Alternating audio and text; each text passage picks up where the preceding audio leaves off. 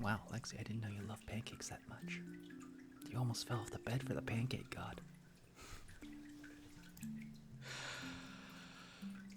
Oh, let's just start the stream. Well, I mean, I'm also starting earlier than I have been. Earlier than 3:30 in the morning. May you be happy. May you be healthy. May you be peaceful. And may you be safe. May everyone watch you be happy. May everyone watch you be healthy. May everyone watch you be peaceful. And may everyone watch you be safe. May all things be happy. May all things be healthy. May all things be peaceful. And may all things be safe.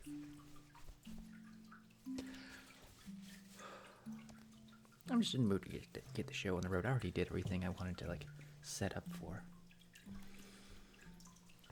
I usually just have the starting soon so everyone can show up, and then I can do the morning mantra.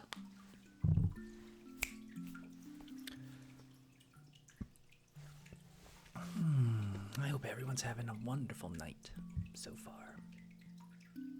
I don't know what to do. I never know what to do. I just make things up as I go along.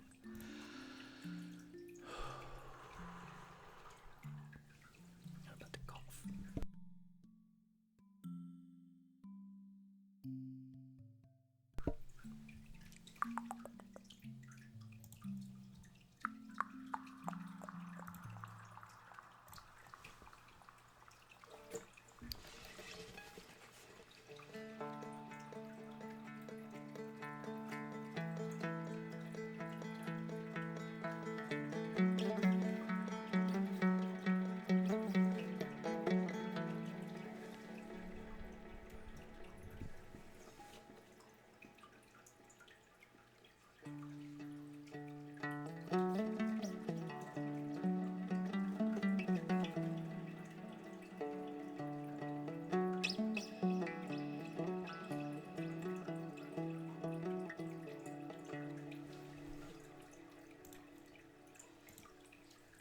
Seconds. Those are rookie numbers. Give me all of them. Give me all the pain. And no takes backsies. I will lose my absolute mind, but I will take all the pain of the universe. If that's what it means, just so have the others not feel the pain for themselves, I shall be the battery that absorbs all the pain, and then I shall radiate stress like nothing else and generate electricity, because they have those technologies now. It's like somebody made a battery that gets charged by stress.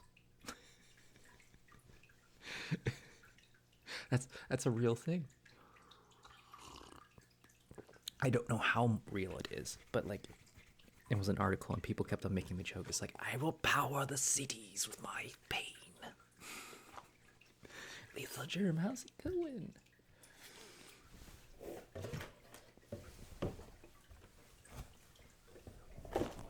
I think I need a new tissue box.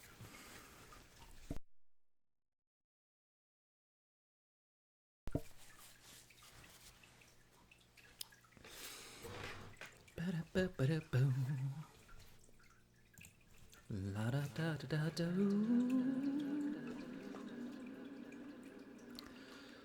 Oh-da-do-do. La-da-da-da-do-do-do.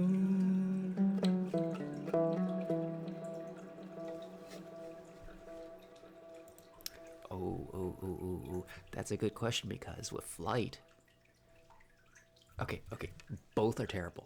And I'm going to tell you why. Teleportation means,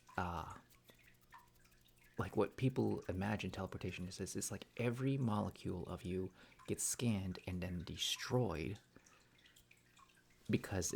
and then you exist somewhere else. You're not necessarily, you are not you anymore. You essentially die, but a you is reborn somewhere else with all your memories and such. So, flight does not mean you have strength or invulnerability. So, if you're flying and you hit a bird, that will mess up your face. If you hit a bug going at Mach 20, it's gonna destroy your face.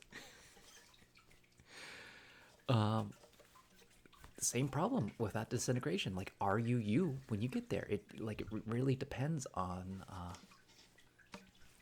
the type of things. And like, yeah, if you could warp somewhere to somewhere else, does that even have any other lasting effects? Because like, does that break the space-time continuum, or are you actually in the same universe? Because if you're teleporting somewhere else, you have no idea if you're still in the same universe, because you are essentially hopping out of this universe to go to another place. Both things are terrible. If you actually sit down and you think about it. I mean, like, no consequence teleporting, I don't think it exists. There is always a price to any power that you have. Are you going to show up at the same time? Like, yeah.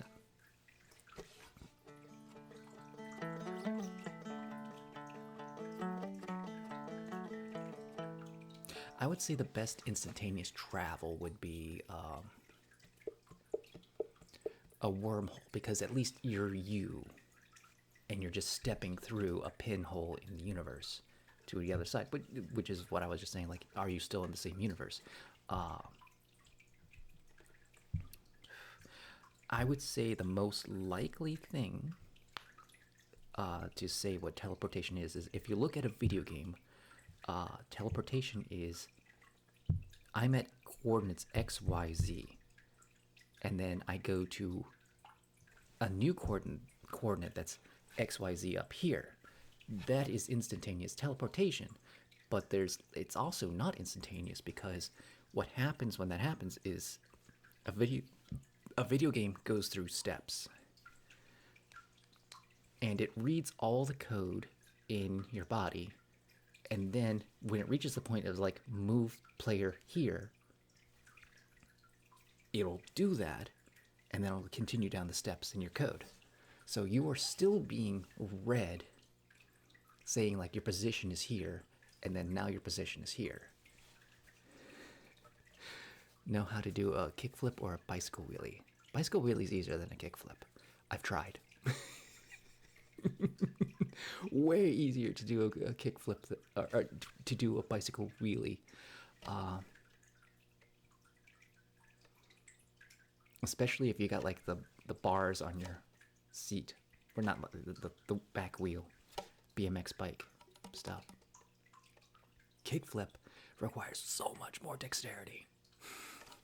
Okay, we're doing the random questions for some reason. You got me with the power. The powers are always fun. Like debating about like real powers is like, would you want to read people's minds or just be empathic? And it's like both are terrible. Would you want to know the future? Goodness, no. You have the power to see the future, but you don't have the power to do anything about it. That's pretty much like what and you also don't have the power to understand what is happening. Like, could you have predicted 2020 10 years ago? Like you see the future, you prophetic. It's like, oh, there's going to be a pandemic. I don't understand what this thing about like nothing you predict would ever make sense to you in your past life or in like 10 years ago. Because you're missing all the steps of how it led up to that thing, and then like you're still powerless when you get to that point, because like, oh, you see it coming, but like what is an average person supposed to do? That's actually an anime that happened, that they made. This high school kid lives out his life and then dies because an asteroid hits the earth, but he gets reincarnated back to when he was a high school, and it's like, oh, what is going on? Why am I reliving my life again? And it keeps going back and back and back. I don't know the name of it, but like, and then he's like, he just finds out he's just super powerless to stop this asteroid, and like, okay, he gets sent back again. So he's like, okay, I have to do something, or else I'm going to be doing this for eternity. So he keeps trying to figure out how does he stop an asteroid from hitting Earth, and it turns out he has to develop like the technology to deal with the asteroid. And we're doing like this. We're doing like this pre-show where I'm just like being crazy and random. Instead of doing ASMR. Oh, anyways, Car, you were upset. What was going on? And somebody's excited. I've been back and forth between emotions. I did the thing. Oh, you got a proof our house. That's super cool.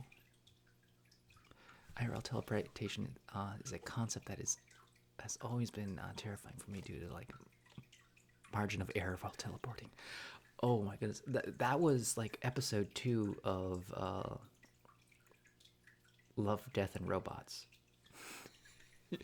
That's a spicy episode, by the way. Very spicy. Not recommended for people under 18 because it's soft porn. Super speed.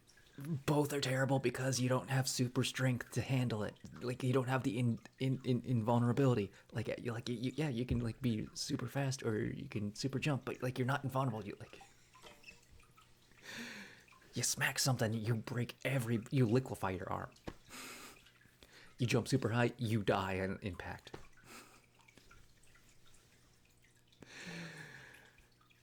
Light bending or electricity bending? Ooh.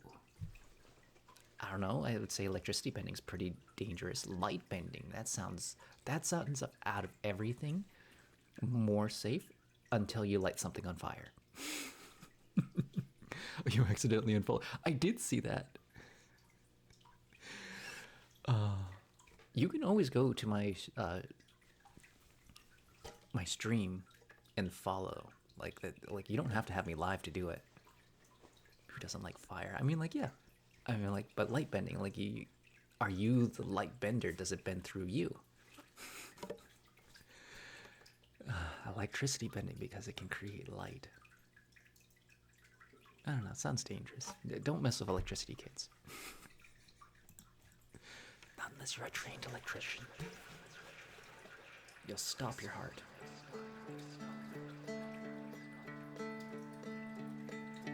Don't play with electricity, it will stop your heart.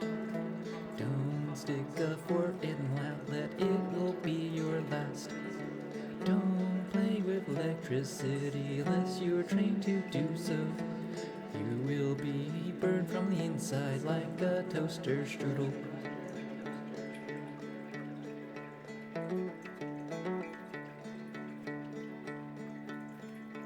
Don't stick a fork in the outlet, you will burn from the inside.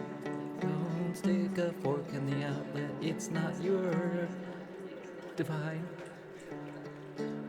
It will hurt the entire time you're doing it, don't do it. Don't stick a fork in the outlet, you will burn from the inside.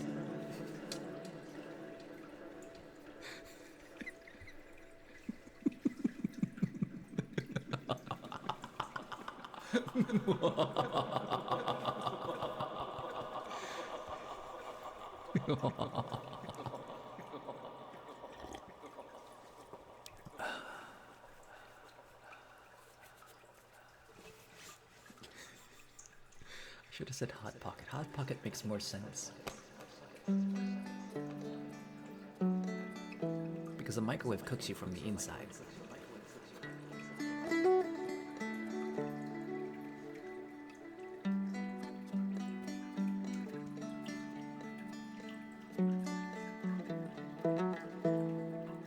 Toaster strudel is just a Pop-Tart.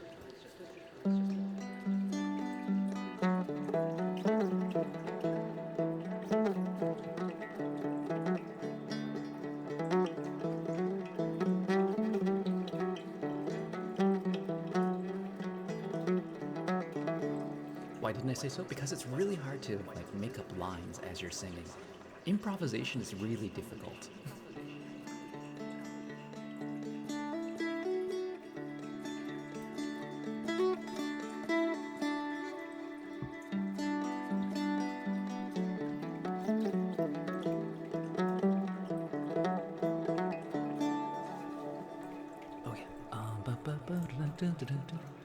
I want to say something real quick. I updated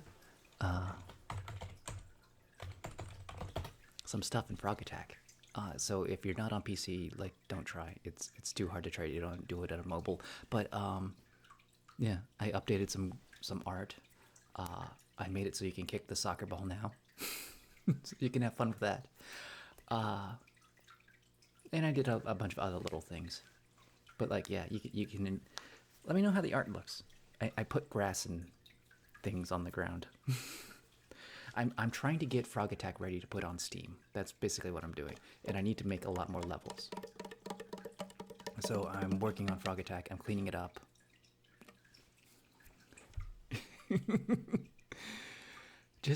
just remember the your URL. Like copy and paste that. I know it's not. I need to make a mobile game just for you guys on itch.io. I think that would be nice for you guys. Like, it would be dumb and stupid and very simple.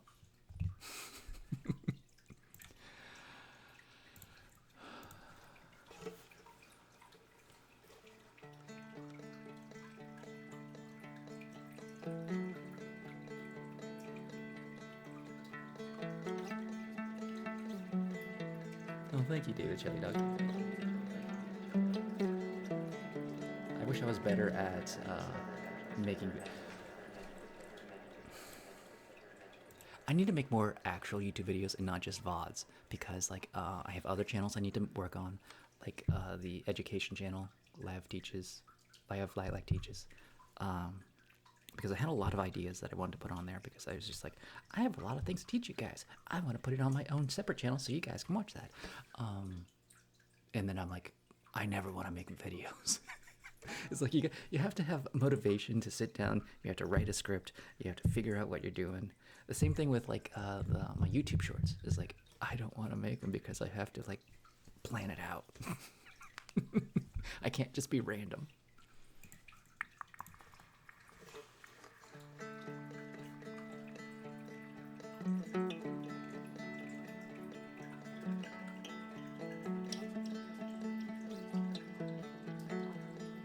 Don't wake up the doggo, he's a doggo too. He's the doggoest of doggos. Don't wake the doggo, do you do your things. Don't wake the doggo, he's a doggo of dreams. He's a doggo of dreams.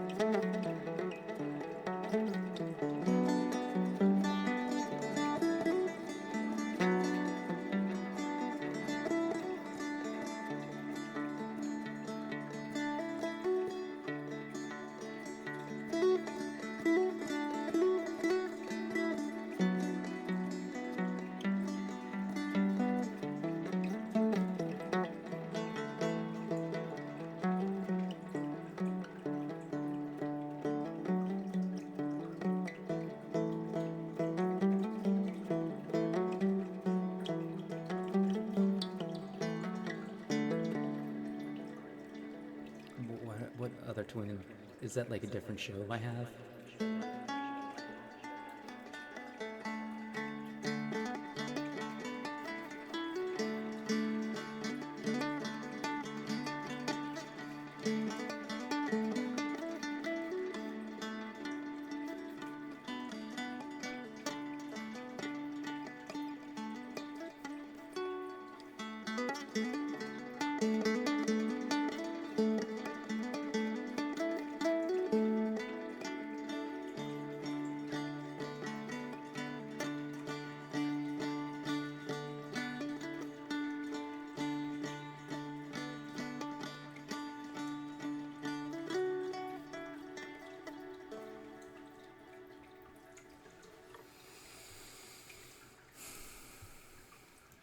Okay, there's 28.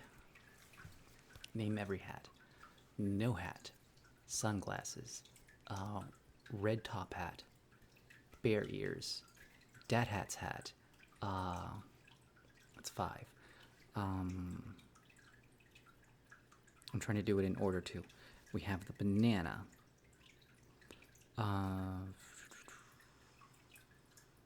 We have Leah's hair. We have Frog's hat with the blue eyes.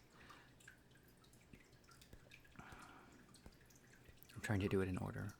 They're not in order right now. We have the halo. That's 9. I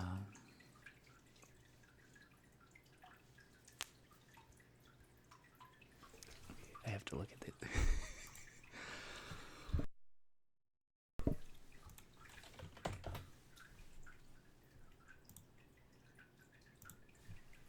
There are a lot of hats. There are a lot of hats.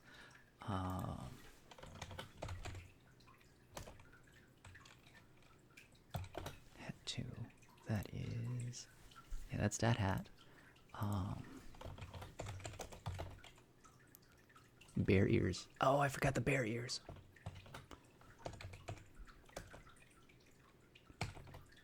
Four's the red hat. Oh, the cowboy hat. I was missing the cowboy hat. There's the banana. Frog's eyes. Leah's hat.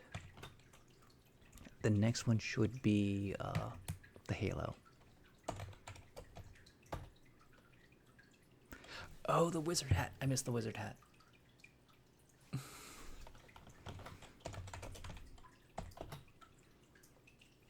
I don't know what happens next. I don't know what the next hat is. It's one of those unmemorable ones.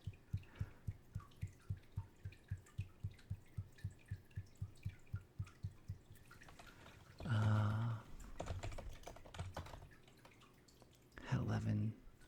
Oh, I hit hat 1. The turban. Oh, the turban.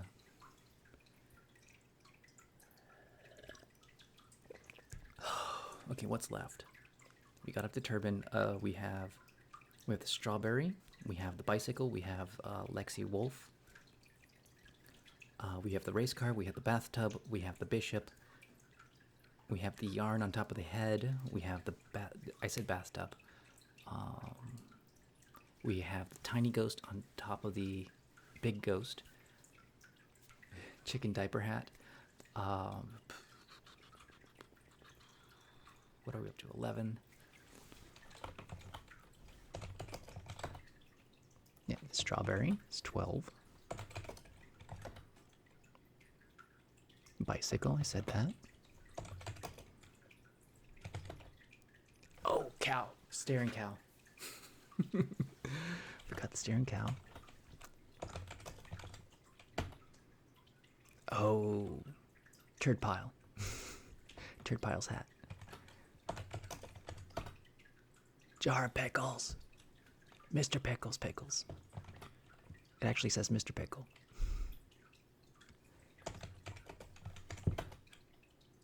Ball of yarn, I did say that. Lexi Wolf. Pumpkin jack-o'-lantern. Hat 20. Race car, said race car. Judge Dredd. Of course I wouldn't remember that one.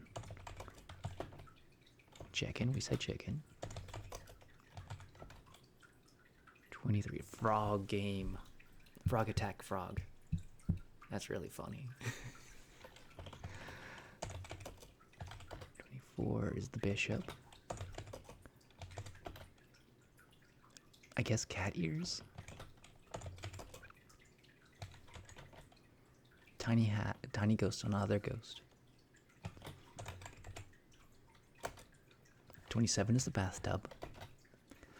And of course, the power wash is 28.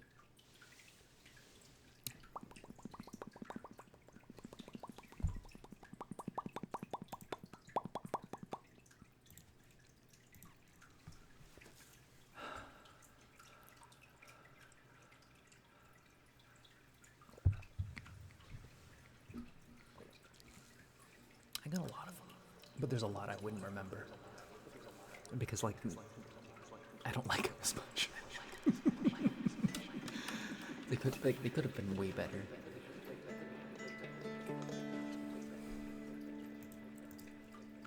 Like there's sometimes I want to go back and fix a couple of these hats.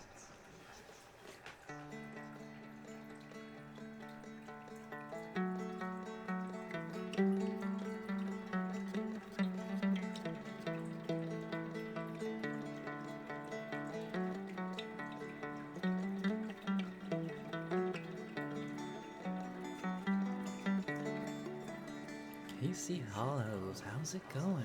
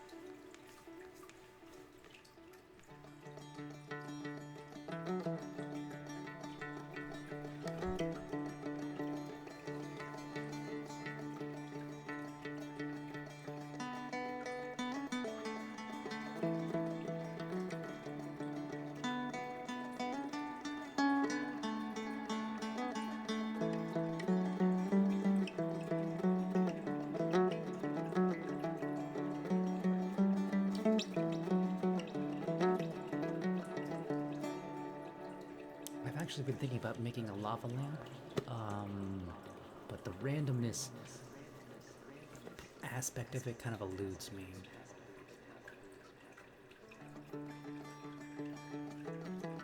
I mean, if it was like a set thing, I could do it, but it would take a lot of frames.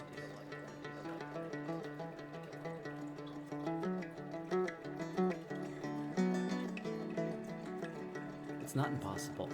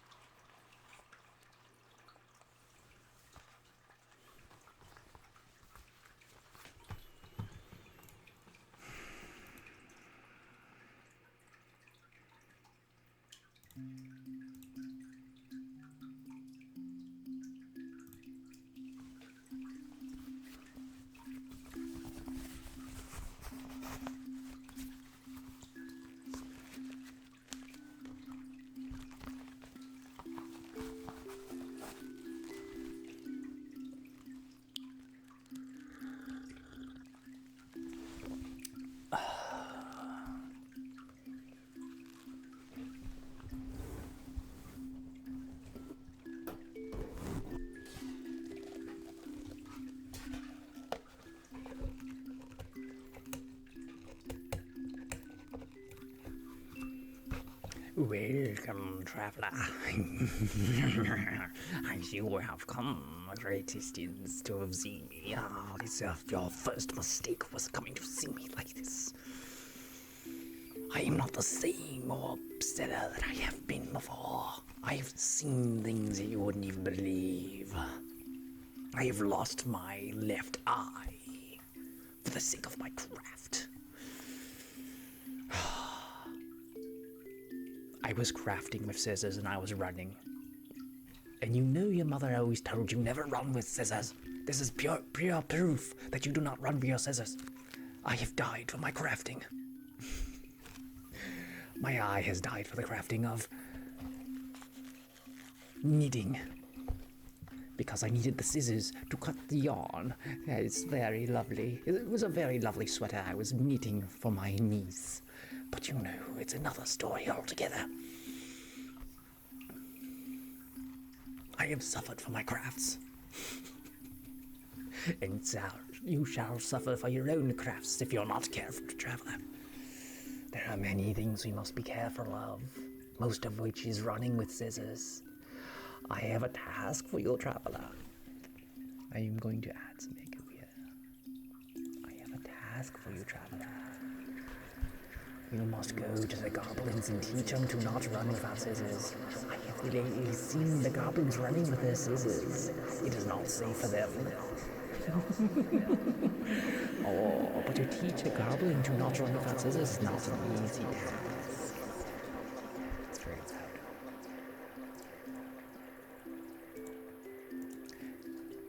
And we must educate the goblins that it is not safe. If we had no goblins, where would we get our goblin cows?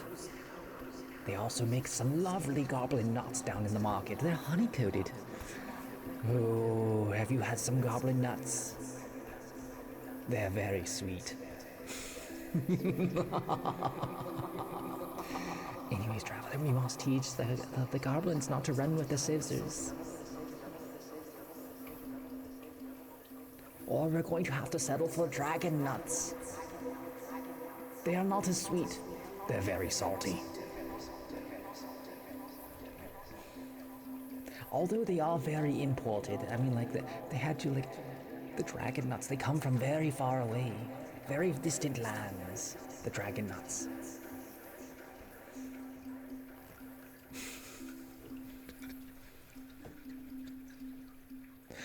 Why do you guys let me do this? I should not be getting away with these stupid... Anyways, traveler. You must teach the goblins not to run with scissors. Lest the kobolds start following them in suit. The last thing we need are kobolds running with scissors. They're likely to put out more eyes than their own. They are very reckless, the kobolds. Very speedy, very nasty little creatures. But damn, do they make a good kebab. which they use their scissors for. They scour the meat with their scissors. But we need to teach them not to run with them.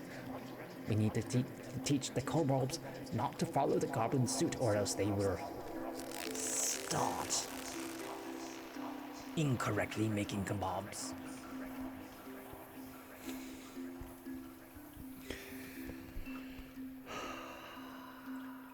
If we had no more kebabs, we are down to the dwarven fish and chips. And you do not want to be down to only dwarven fish and chips. I mean, it's very nice once in a while to get a dwarven fish and chips. But if we had no more kobold kebabs, we would be in very dire situations indeed. I mean, first we would run out of goblin nuts. Then we wouldn't have any kobold kebabs. And then we'd be down to the dwarven fish and chips. Dwarvens live in the ground. How would they know how to go fishing? They're deep cave fish. They're not very tasty. They're very rubbery. I mean, like, once you fry them, they're kind of okay, but, like, they're still not the greatest.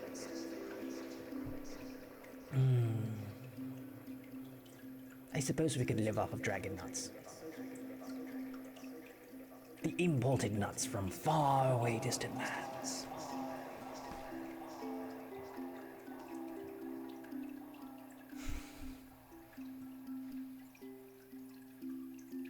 Anyways, traveler.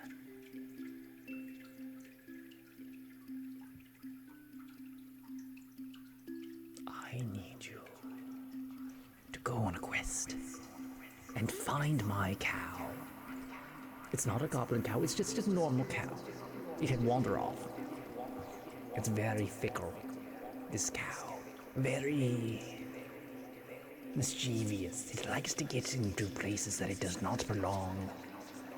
One time we found it on top of a barn for some reason. We do not know how it got there. We do not know if somebody had placed it there. But alas, it had ended up there. It took us all day to coax it down because you cannot move a cow easily on top of a barn. We had once found it in a wine cellar, 3 counties over. The wine cellar had 3 separate locked doors. The cow was inside a locked door that was locked from the inside. We do not know how it ended up that way. We do not know how it turned the key to lock itself in. If it even locked itself, how did a cow lock itself inside a wine cellar? This is a very mischievous cow, but it is very central. It's generational wealth to own a cow, I mind you. It's very expensive. It's very dear to me. I love this cow very much. I do not want to see it lost inside another wine cellar. Would you go fetch me my cow, traveler? It might be a hassle to find it. It is very lost. It does have a bell around its neck, and that's how they found it in the wine cellar. It was dingling its cow bell in the wine cellar, and people were like, how did the cow lock itself inside a wine cellar?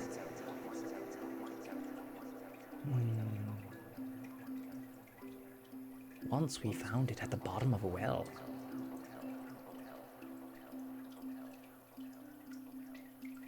Two towns over. This wasn't the ordinary well, mind you. This world was filled with cheese. Goblin cow cheese. Which is more of a breed. It doesn't, like, goblin cows, as I remind you, do not produce milk. They just straight make cheese. It just comes out of them like cheese. It's a brie. It's very viscous. My cow somehow found itself in a well full of goblin cheese. None of us want to approach that subject. We kind of pretend that it didn't happen, and I would prefer that nobody ever brought it up again. I'm just bringing it up for context that it could be anywhere, this cow, and in unusual circumstances as well. The king once returned my cow. It was in its treasury. Of all places, it was inside of its treasury. Not the gold treasury, but the library treasury.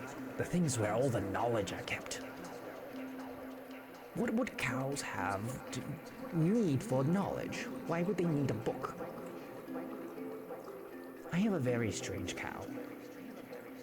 If you could go fetch it, and also teach the goblins not to run with scissors because we don't want the kobolds to follow their example, because we need the kobold kebabs.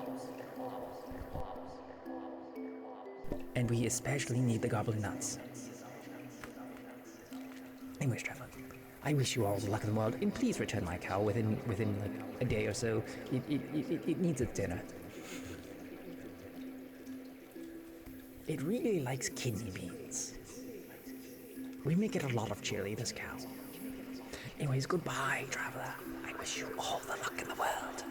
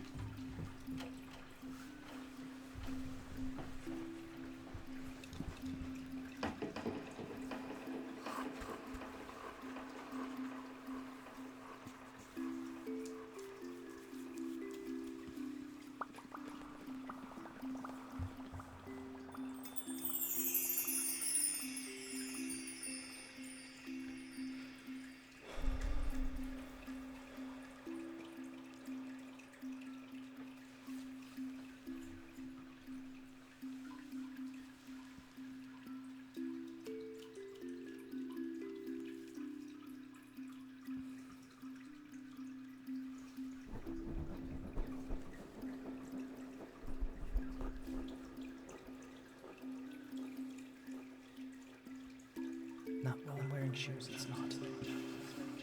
How you doing, Silent Bob?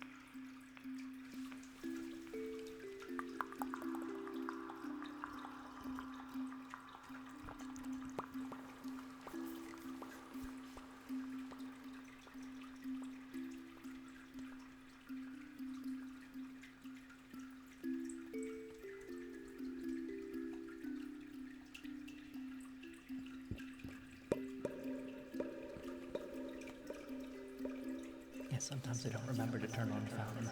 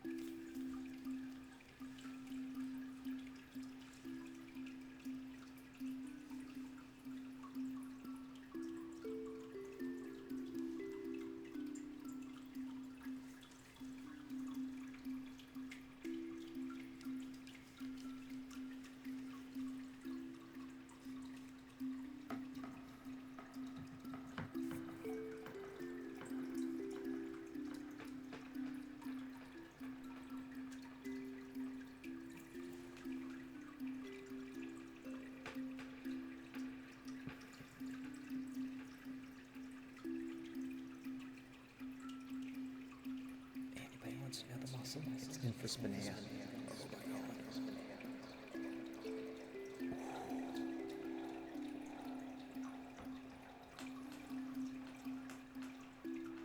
Oh, that's grumpy. That's the muscle.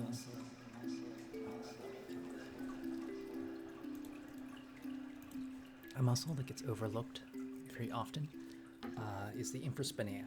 It is a muscle on the shoulder blade, on the outer side of the shoulder blade, because there's 3 main muscles that lay flat on the scapula, which is subscap, infraspinaea, and supraspinaea. All those muscles are always terrible. But most people ignore the infraspinaea subscap is also very important because that's like the muscle that does push-ups. And that can only be accessed by like lifting up the shoulder blade or going through the armpit. It's a very difficult muscle. Very tight muscle. But infraspinaea is absolutely a pain in the butt.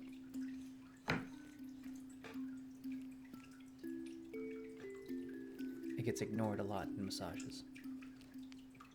So you have a massage therapist who knows to work on the infraspinaea.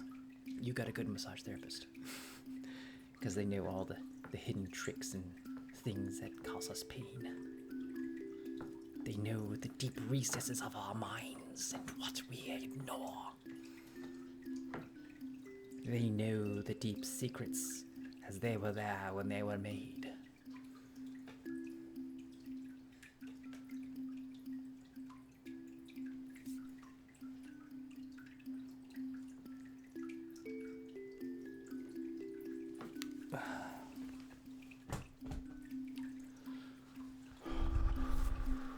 A freeze frame.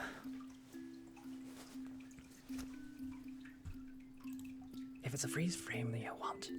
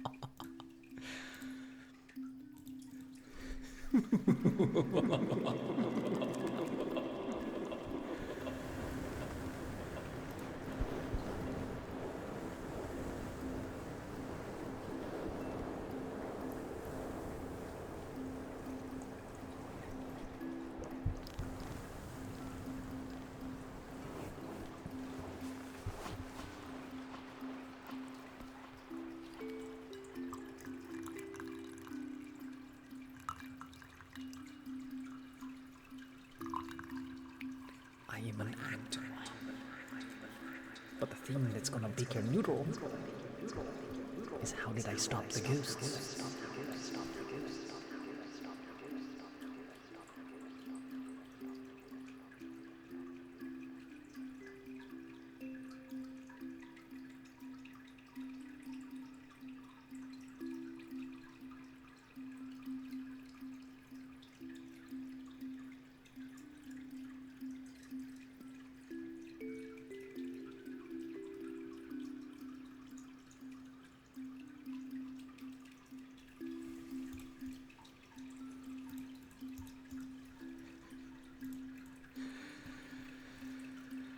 It's a good thing that the lava lamp isn't working yet. It's still heating up.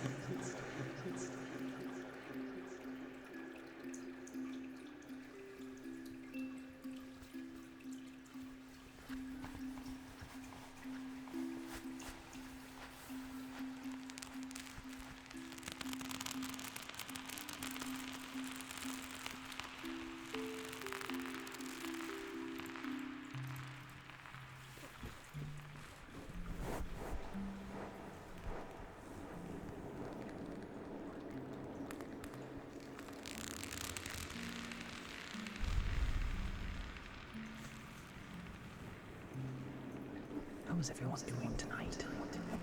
Are they doing exceptionally spicy?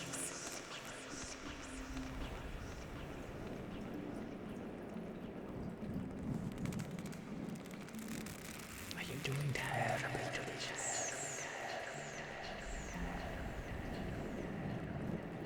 The cake.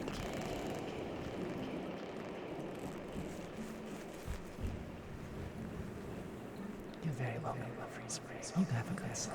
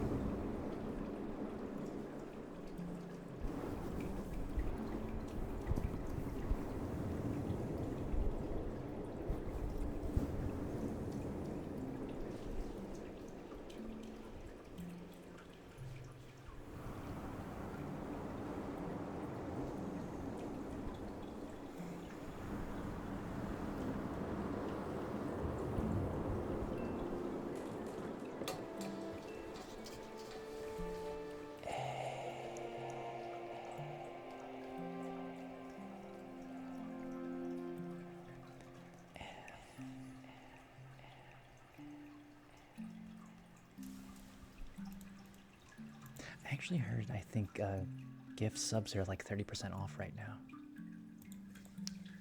I have to look that up.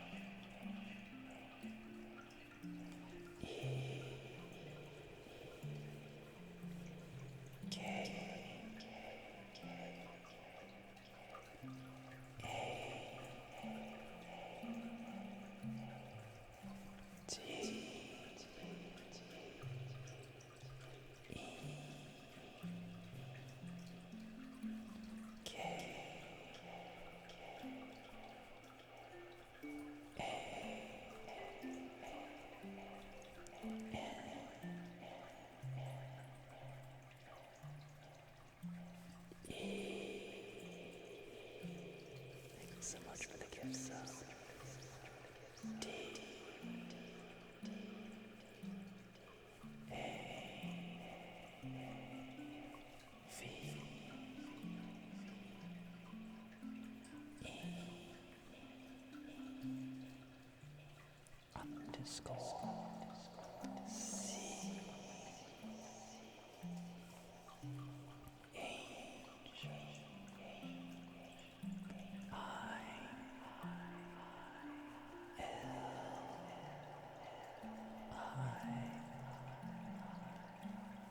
D O G. Thank you so much for the 100.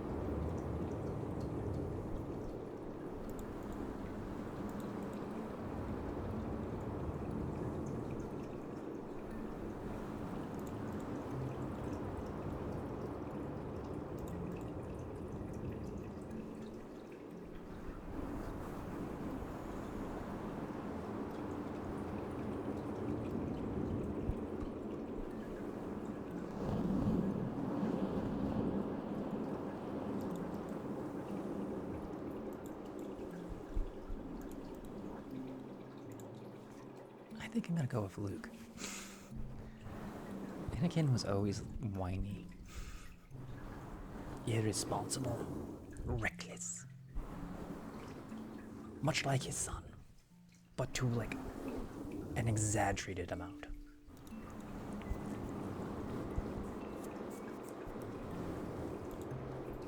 Luke never had a problem with sand either.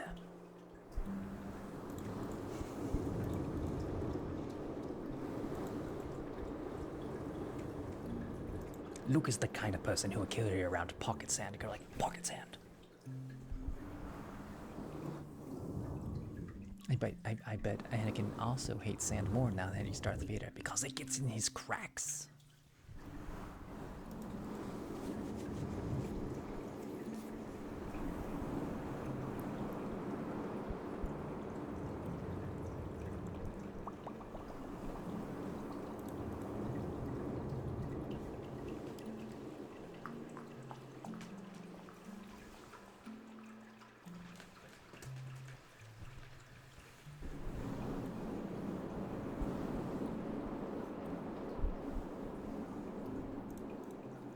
I'm not saying that Luke isn't a whiny little brat, but you compare that to Anakin Skywalker.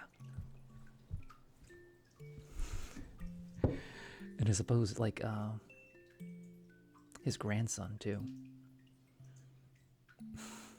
Kylo Ren was, he was, like, such a whiny little brat that he wanted to be the whiny brat that, Anakin was. He idolized the whiny brat and threw the tantrums.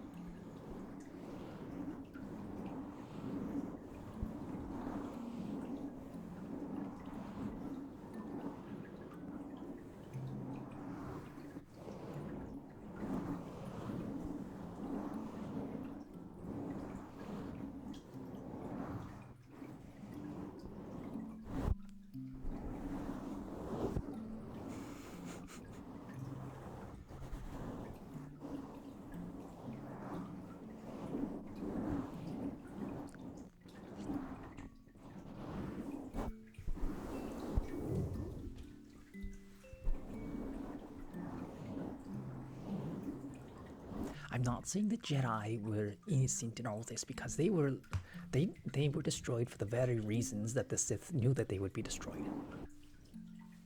They were so set in their ways and their bureaucracy. They could not see the forest for the trees.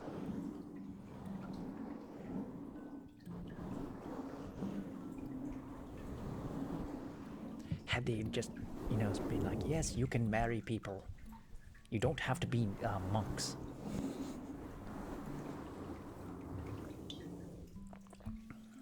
You're allowed attachments in life.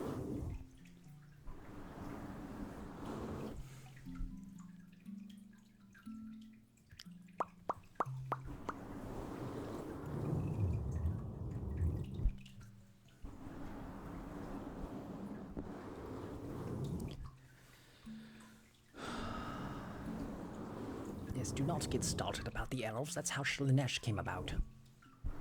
I mean, with immortality comes great kinkiness.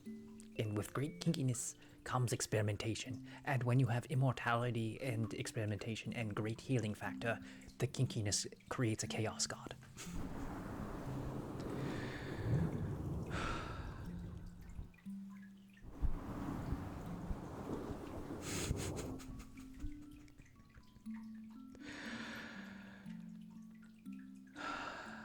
Oh my god.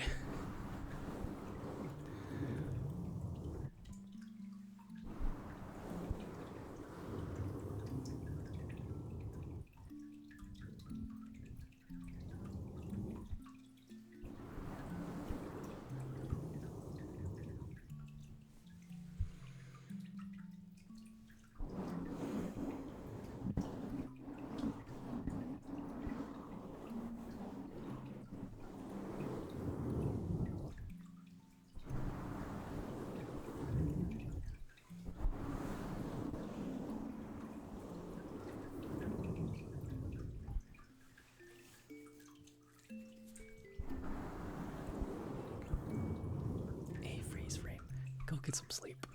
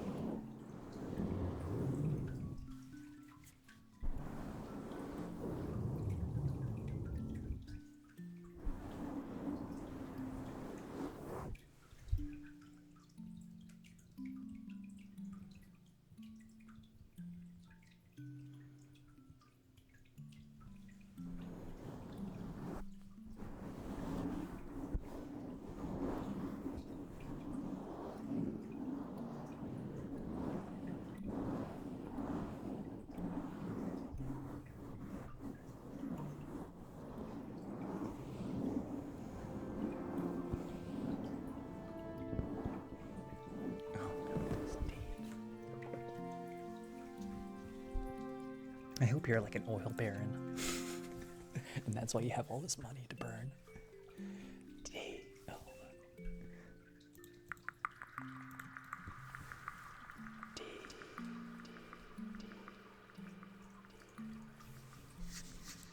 Actually, my fantasy is you're actually like this old country singer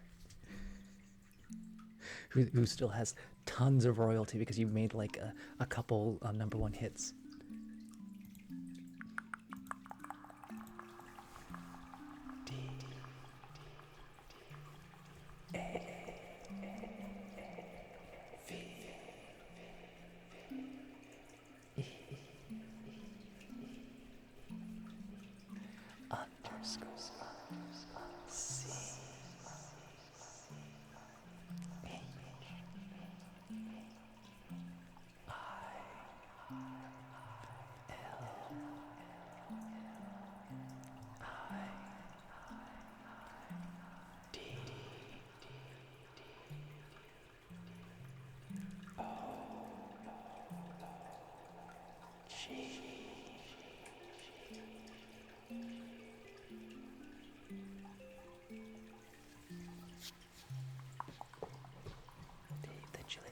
We're super nice. Thank you so much.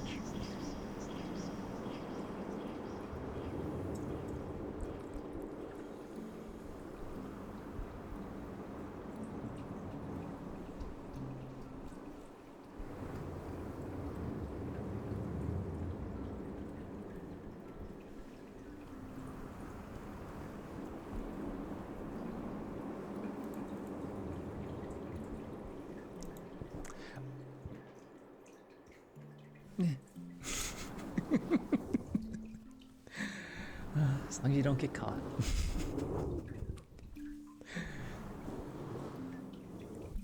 Vladimir does not condone any robberies or violence upon like the government or its subsidiaries.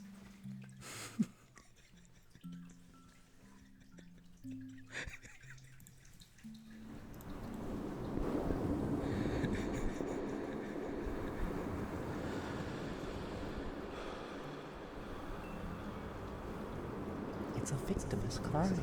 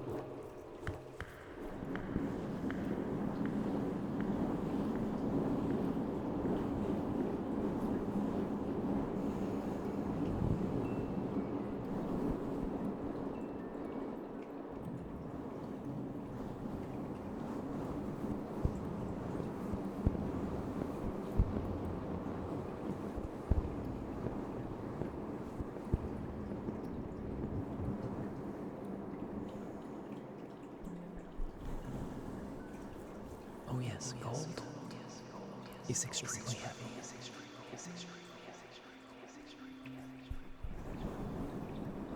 That's why we have paper money.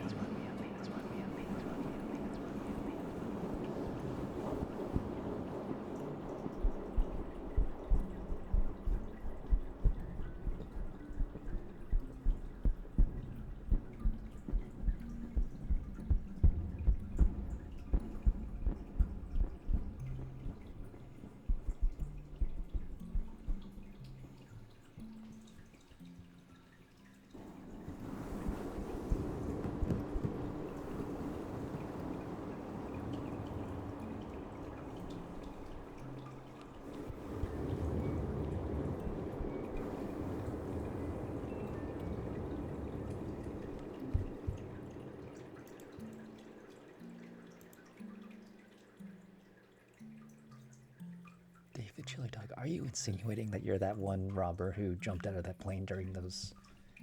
Was it the 70s? What? Okay, I have to Google this now.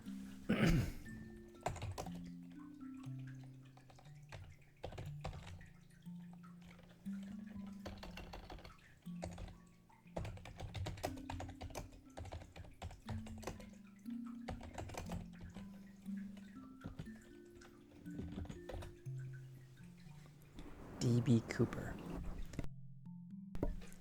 was a criminal who in 1971 hijacked a commercial plane traveling from Portland, Oregon to Seattle, Washington, and later parachuted out of the aircraft with ransom money. You're not insinuating that you're D.B. Cooper, now are you, Dave Chili Dog?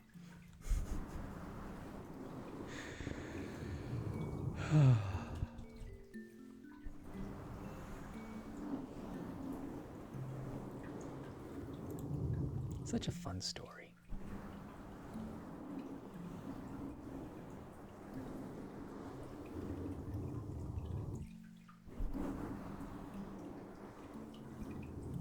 An extensive manhunt ensued. Criminal born in 1970 welcome to Seattle, Washington, and later parachute out of the aircraft with ransom money. An extensive manhunt ensued, but the hijacker was never identified or caught, resulting in one of the greatest unsolved mysteries in U.S. history. A man used the alias Dan Cooper, but in subsequent news reporting, a reporter misheard the name as D.B. Cooper, which became widely used.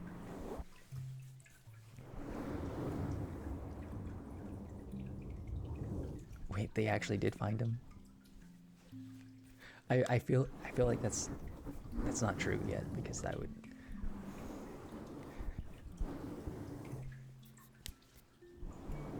in the last year or so.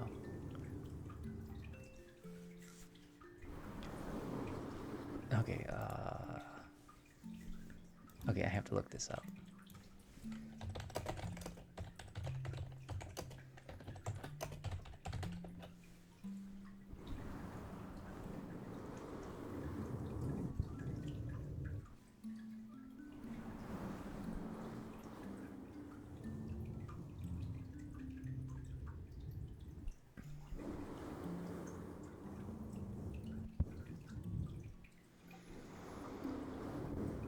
Okay, I need some other source other than Fox Weather. That's a weird source.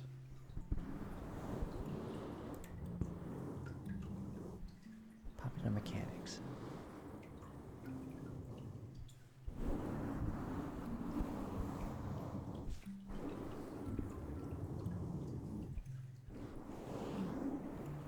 The Guardian. Okay, let me look at this.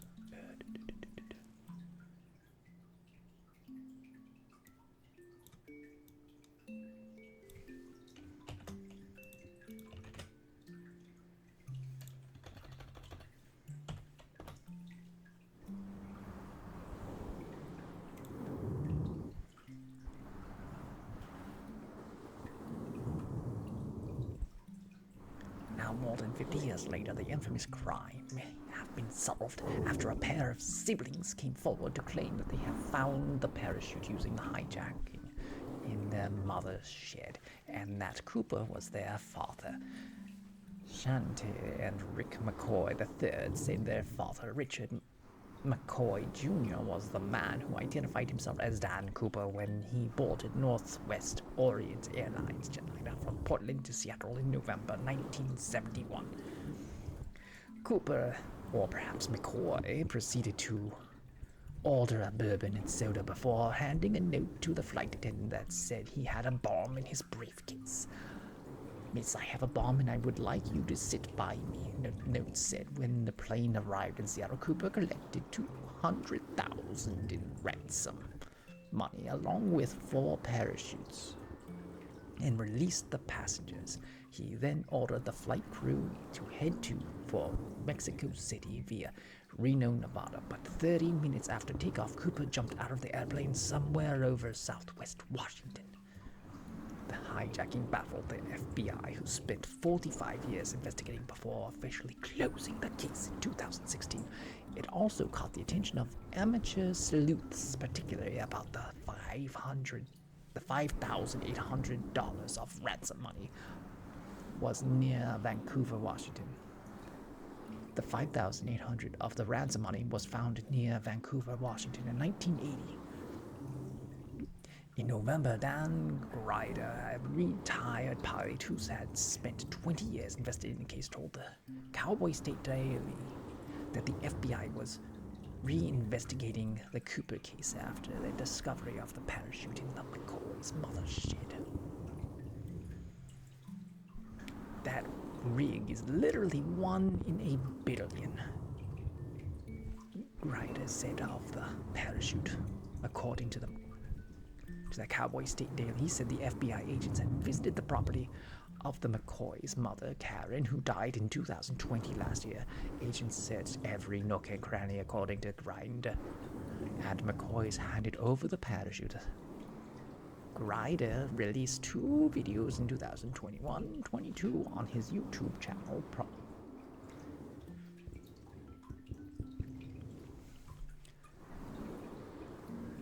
On his YouTube channel, probable cause documenting the McCoy's claim. In Grider's latest video, publishing on 18th of November, he claimed the FBI effectively reopened its investigation after contacting him in late 2023. Grider claims that the FBI, which is in possession of McCoy's parachute, is now searching for a positive DNA connection between McCoy's DNA and the Cooper DNA left on the board of the aircraft. The FBI did not immediately respond to a request for comment. The suggestion that Richard McCoy may have hijacked the Northwestern Orient Airlines is not as outrageous as it may seem. McCoy, a former military helicopter pilot who served in the Vietnam War, was among the number of suspects investigated by the FBI after he hijacked a plane on 7th of April 1972, leaping out of the aircraft with $5,000 in cash over Provo, Utah. McCoy was arrested 2 days later, sentenced to 45 years in prison, but as he escaped in 1974, after 3 months on the run, he was killed by an FBI agent. Perhaps McCoy died hiding the secret of the D.B. Cooper hijacking with him, and 50 years on, the truth may finally have come to light.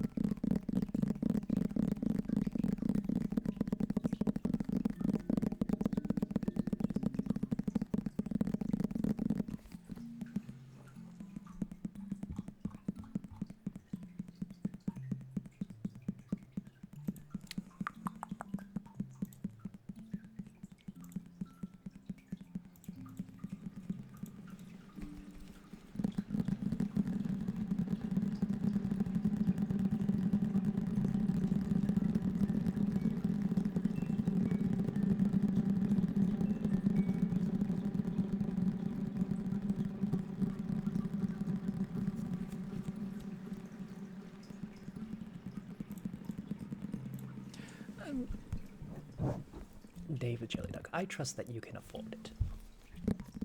I'm just always going to be self-conscious about it.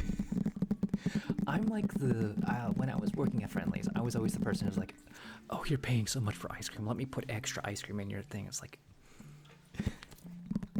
it's like, when you don't have money, you always assume nobody else has money. So you're like, oh, please don't spend so much on me. It's more of a psychological thing that I have. And there are times that you have to be like, it's fine. If you want to support me, absolutely do it. It's like one of those things that you have to learn to let go.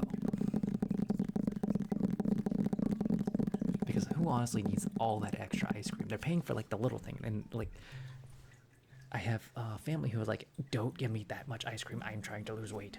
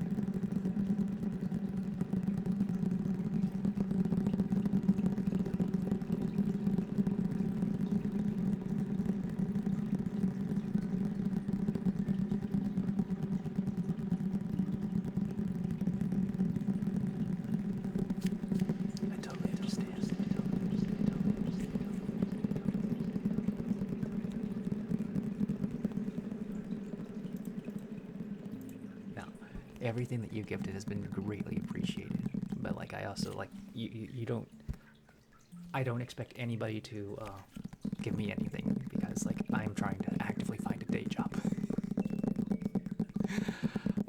It'd be great if a Frog Attack sells like 1 million copies and I become a millionaire. Actually, I don't know if a million copies of $5. I'm planning on selling it for $5 until like I make it bigger.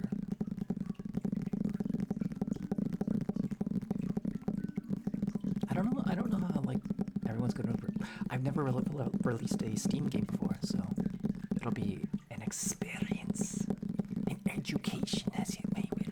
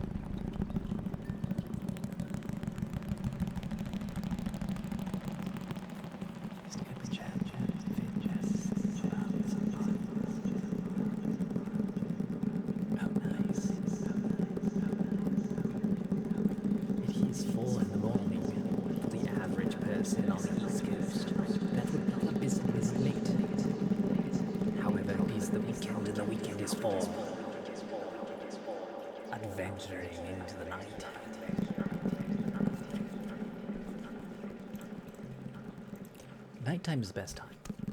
Like, hands down, nighttime is always the best time. Everyone's gone to bed. It's quiet. There's the chance of drama is drastically lower.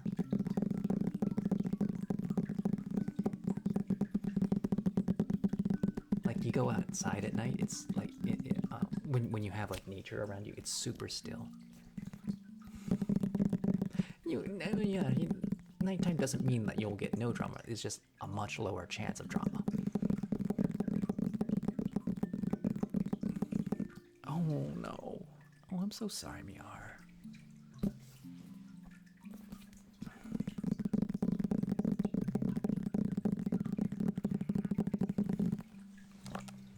It's always terrible to lose somebody, especially when you've known them for so long.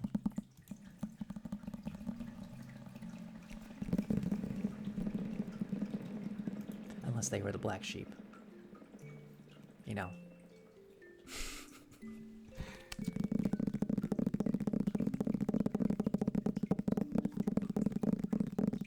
It's either a great loss or a great relief.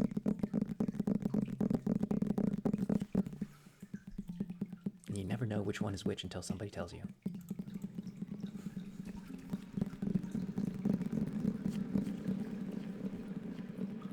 And by great relief, I could also mean like they could have been like, you know, in a bad shape for a long time, and it's like they're finally like not dealing with it anymore. Because oh my goodness, my grandmother, she was in bad shape for a long time. And it's like, yeah, it's terrible to see somebody when they just start like heavy Alzheimer's and stuff like that.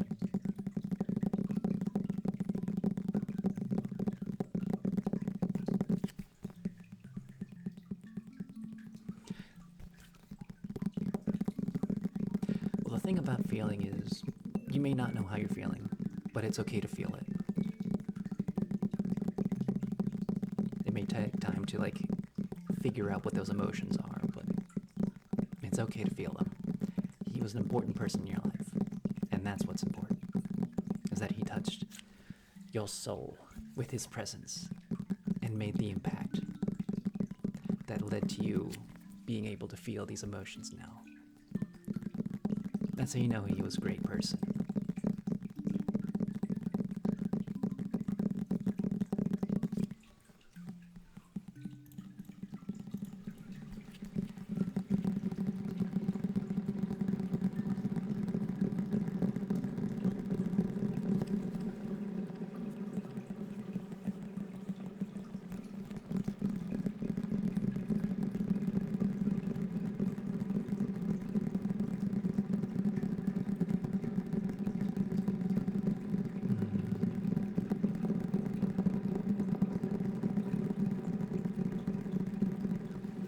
Holy cracker barrels of cheese.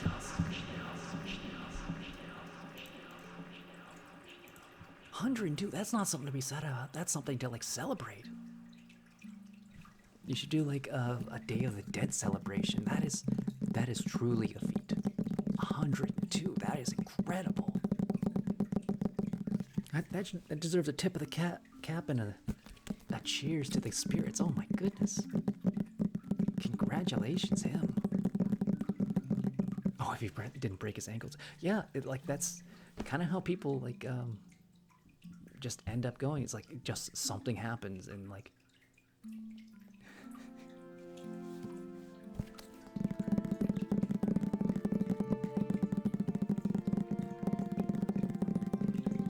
that is to be celebrated. That is incredible.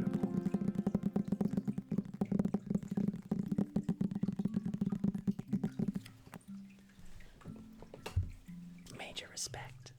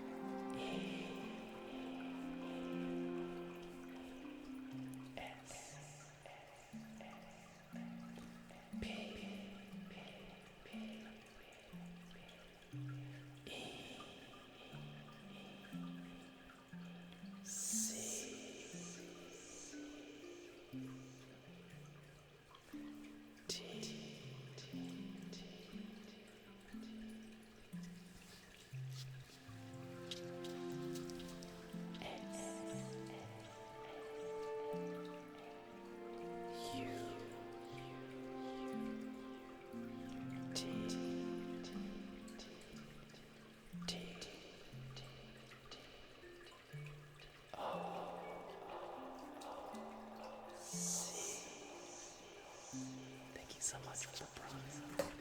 And major respect to you so much for the gifted subs.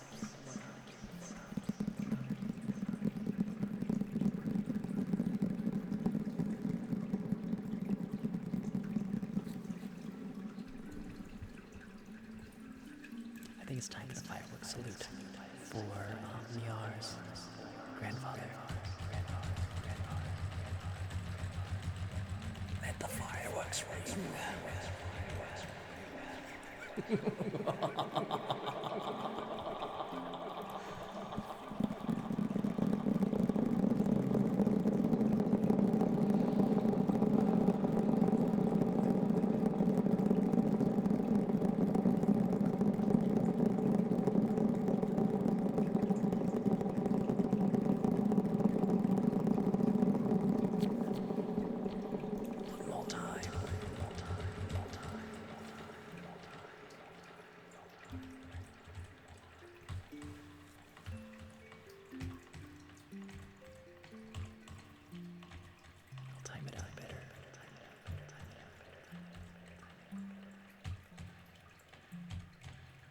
I need to set up a button for bubbles.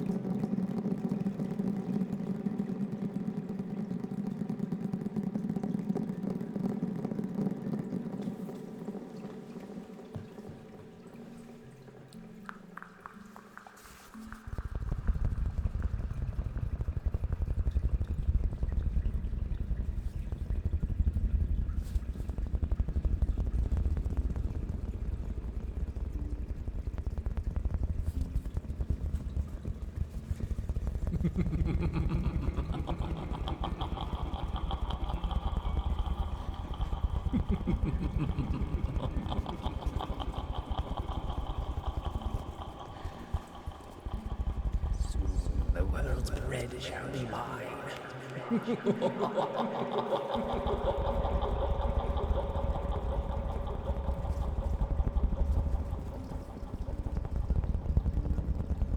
No one will have any naan anymore. I shall control the world with the flour and the wheat. But not gluten bread because they have it hot enough already. Let them eat gluten-free bread. I shall have the rest for myself. The turtles need their bread fed.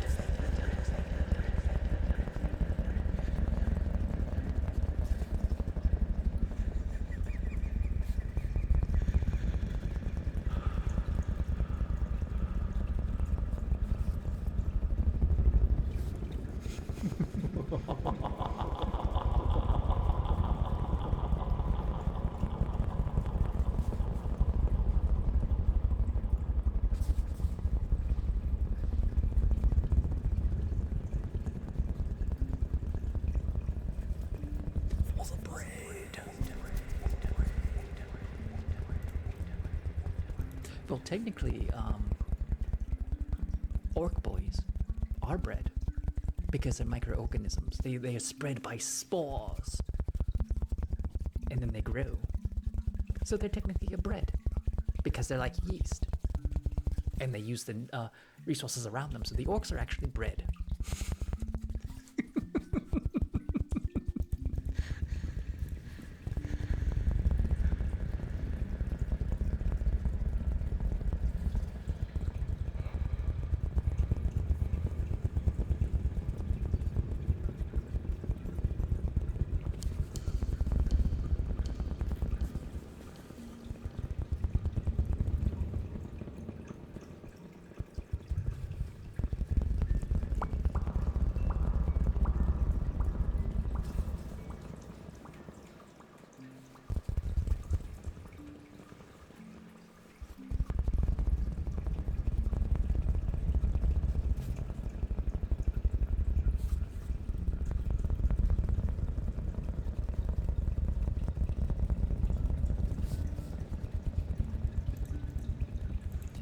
Honestly, would that be so bad in that universe? It seems like the orc boys are the only ones who are having a good time in that universe.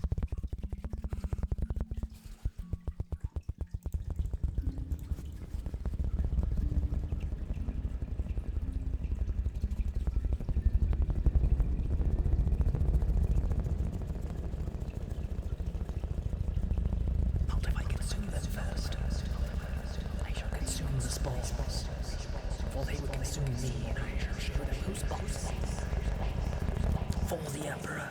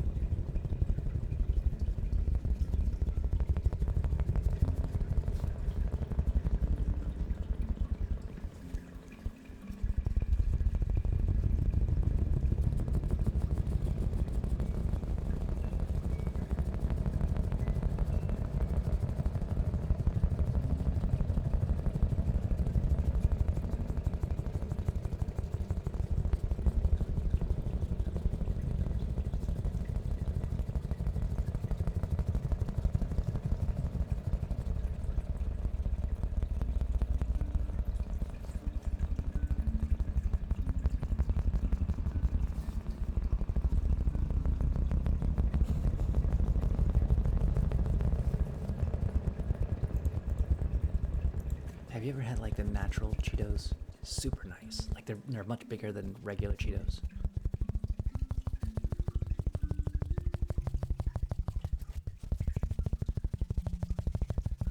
I just did a segment where I was talking about goblin nuts and dragon nuts. Cheeto balls is probably like not even up there on the scale right now.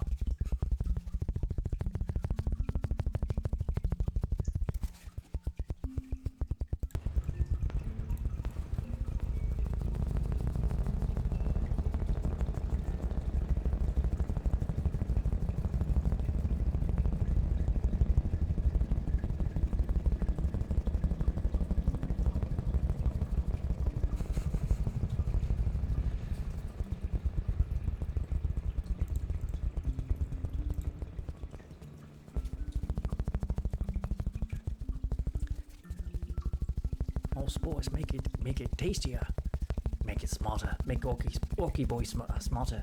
If you eat the spores on top of the bread, it's actually penicillin.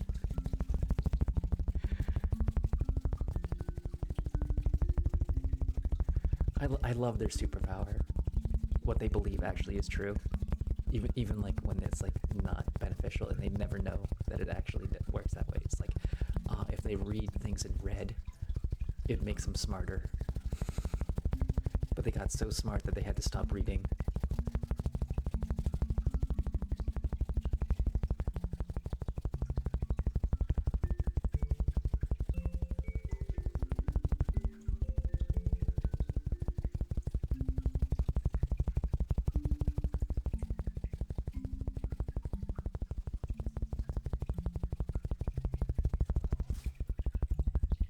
I watched a short recently about like what's the tiniest battle in 40k, and it's like between the Tyranid and the Orc Boys, where the Orc Boys are the spores and the Tyranid are on a microscopic level of breaking things down. So like the tiniest battle is between the Orc spores and the Tyranid biology, both trying to consume the other one.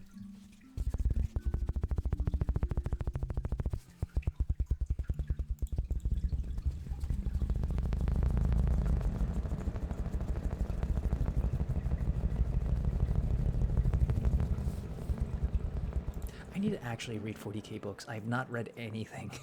And I know there's like YouTube shorts or videos and stuff like that. I've just been picking up pieces here and there.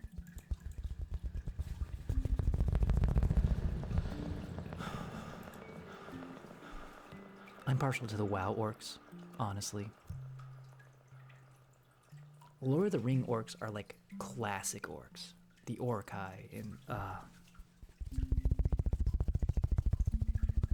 like those are the orcs of mythology. WoW orcs are just like, they're just a different race of people. So they're fun. And I grew up playing WoW and Warcraft. I actually grew up playing all the Warcrafts. Warcraft 1 demo, you had 3 levels. And like the last level was always like you had like 3 knights and you were completely surrounded by orc boys. There was no surviving the demo. You could perhaps get a knight outside of the circle and just keep running around in a circle, but eventually you die.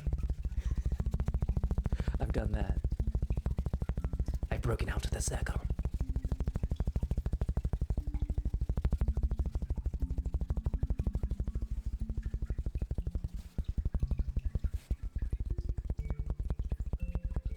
I miss Warcraft 3. I haven't played that in a very, very long time. But I cannot play MOBAs. Is that a MOBA? I don't remember.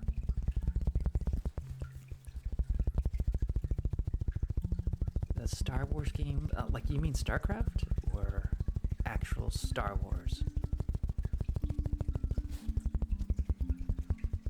Because I watch StarCraft 2 professional players all the time.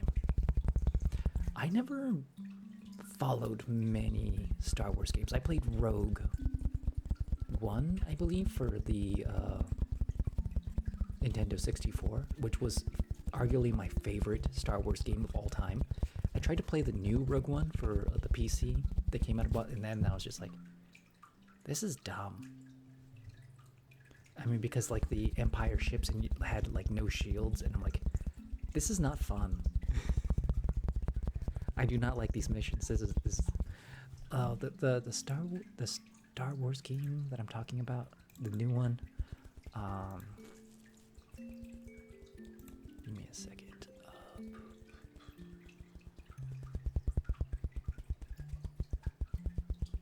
Is it called Star Wars?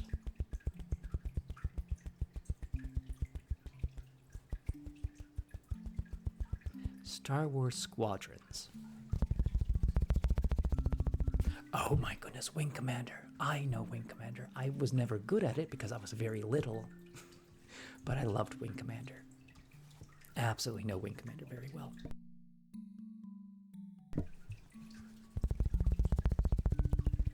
Did you ever play the Lost Vikings? That's pure classic. Pharaoh? I didn't play Pharaoh.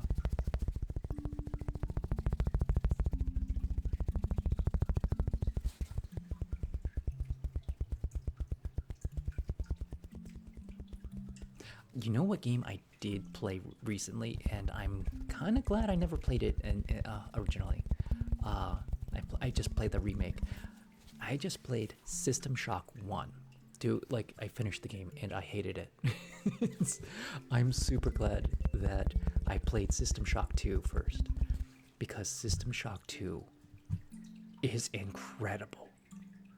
It is the most incredible game I have ever played and ever will play, even if the graphics are dated, because the story was amazing. The game mechanics were amazing. Everything in there was just perfect.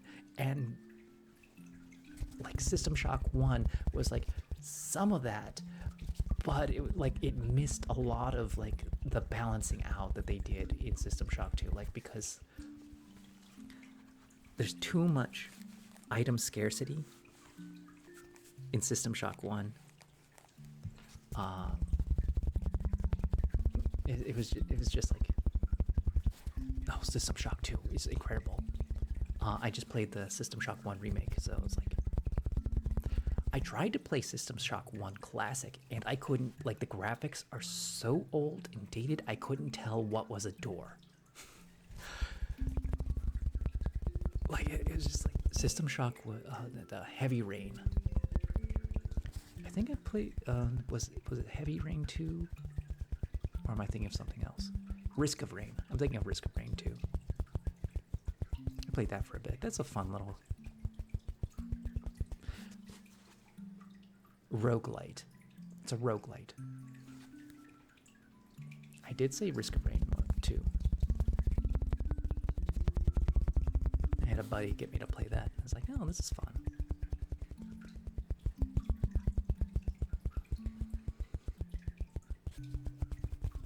There's some other good classic games. I never beat The Witcher 3. That's the only Witcher I've ever played. My problem with trying to play The Witcher is I want to see every outcome.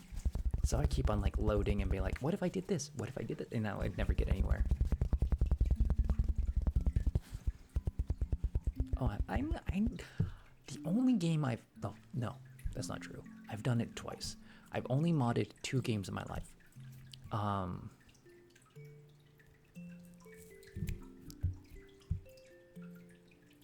Why can't I think of the name? It was just in my head.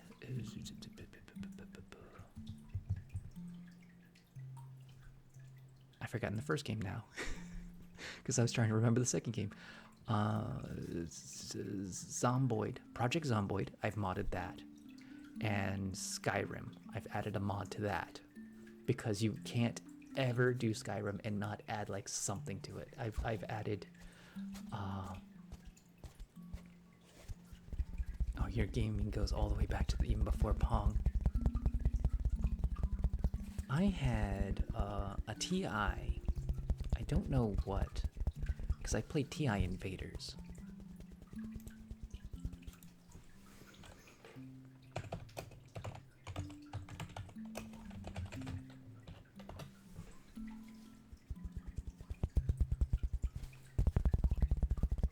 The Texas Instrument 1981 for the TI 99-4A home computer. That thing is super old. Oh my goodness. I played so many console games on it.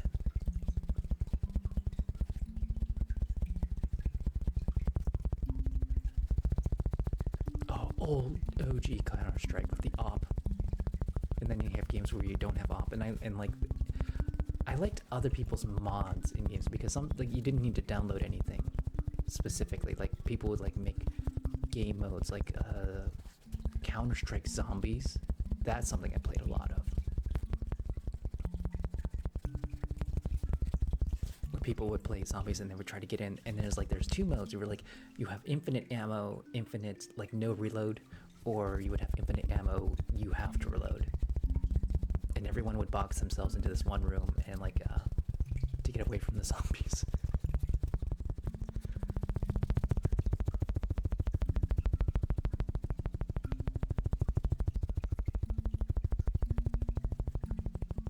They banned MySpace and security would walk around. I believe that absolutely.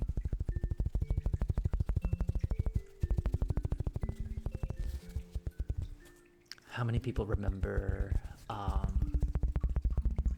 GoldenEye, slappers only, big head mode, paintball?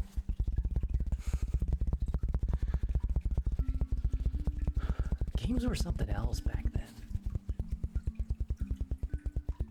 I mean, like, we have tremendous games now, but like, when you were living it in the time, that was like you getting Zelda Ocarina of Time the first time. And like, you've never seen anything like that before.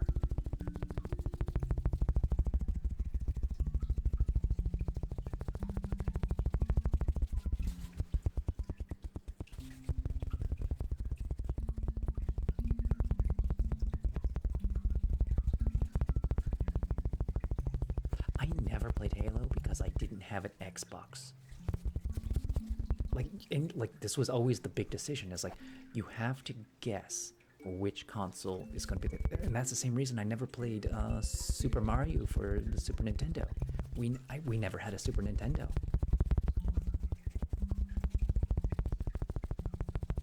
Like, I got to play it at a friend's house once for like 5 minutes, and like, this is the funnest game ever. And like, I wish I could play more of it, but it wasn't my computer. It was like someone else's, and like, I can't take this with me. We had the Sega. We didn't get the Super Nintendo. There was a lot of fun Sega games, absolutely, but like, I don't know if I would have had more fun getting the Super Nintendo. We made the choice.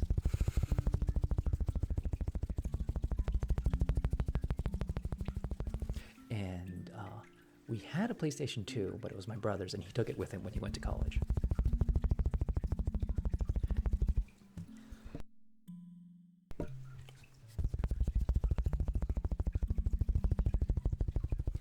GameCube, and I liked most of the games on there. The one with the insanity meter was my favorite game of the GameCube, because I tried to like, Metroid on GameCube was interesting, but it wasn't that fun. It just wasn't, and I wish I had gotten Wind Waker. Because I saw the cartoony thing, and I was like, oh, this is going to be terrible. I don't want to play this cartoon Zelda. So I played Twilight Princess.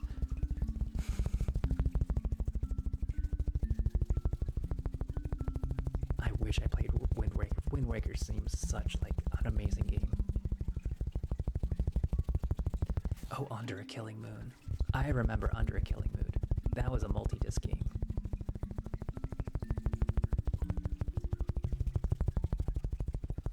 Please insert disc 2.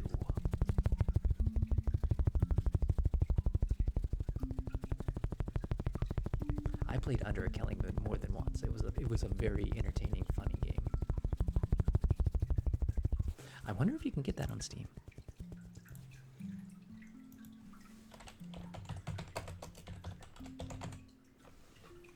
It's $2. It's $1.50. Oh, no! Do not make noise at me.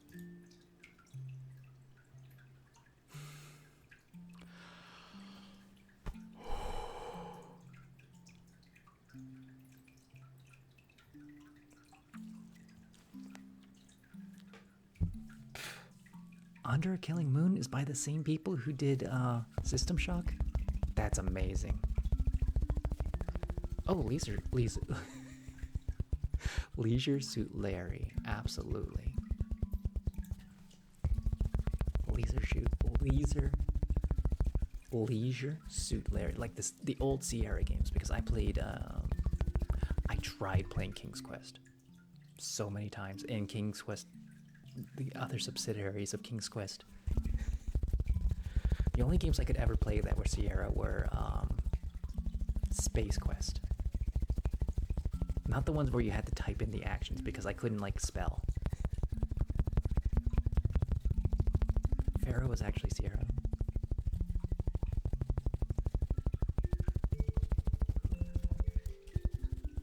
Space Quest 1 was impossible. Absolutely impossible unless you had a guide.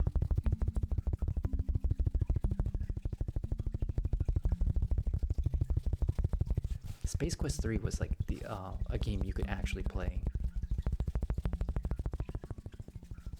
And I think 4 or 5 was the one where you needed like the guide thing because that's had all the quadrants written on it. So you had to like reference it to play the game. It was like a magazine that came with the game and you had to like open up the thing to get like the star chart.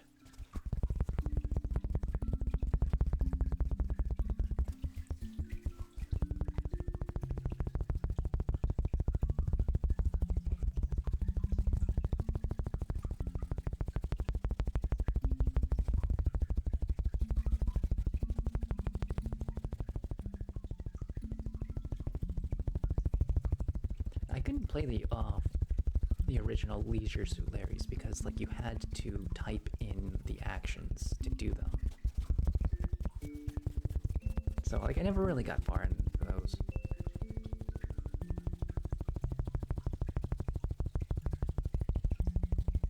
Roger Wilco.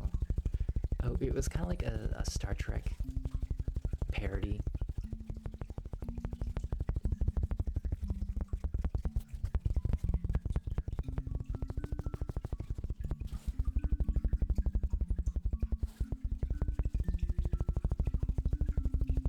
It's the first game such as Sierra City Building series to focus on another civilization.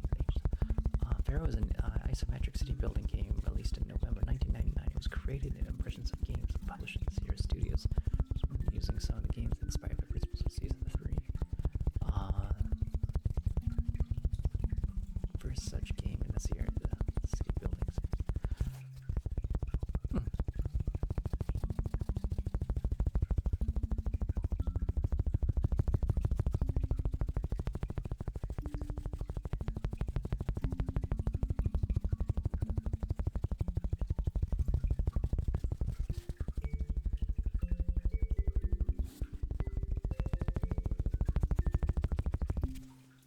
Okay, I'm gonna be right back because I've been sitting here without a bathroom break.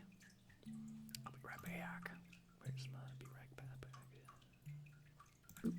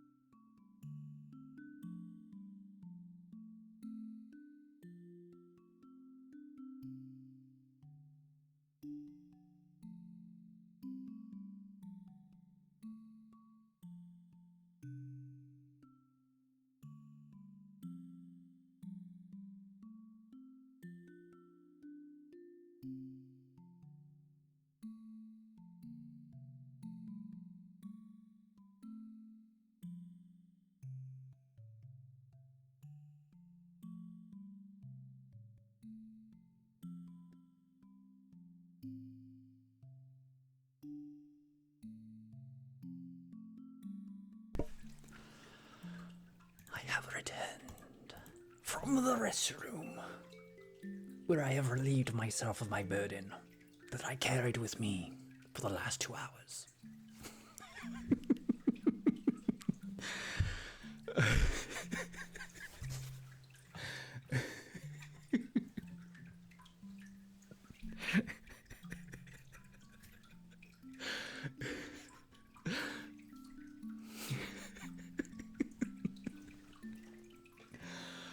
Imagine if everybody said that.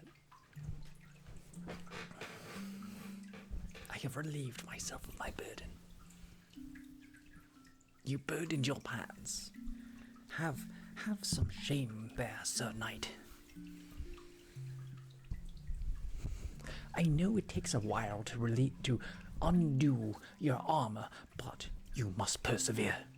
For it is godly to be cleanly and to relieve your burden at the right time in the right place.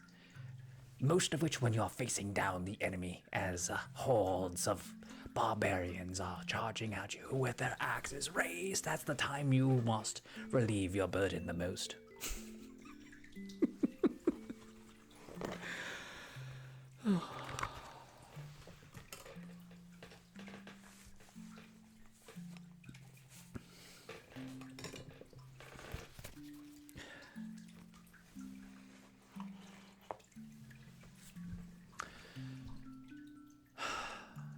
What am I doing? I think I'm gonna try to do something.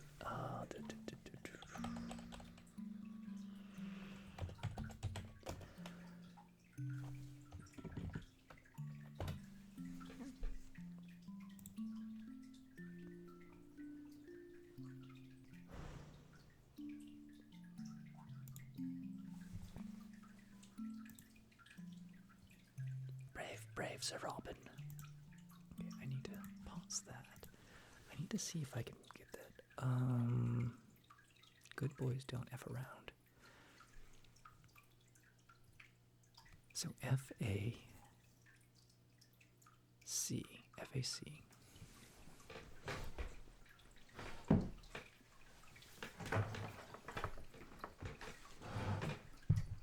You will understand very shortly what I am talking about.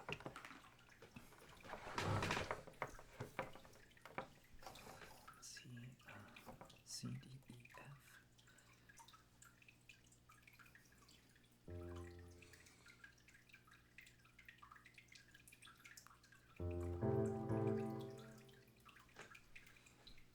Is that right? That doesn't seem right to me.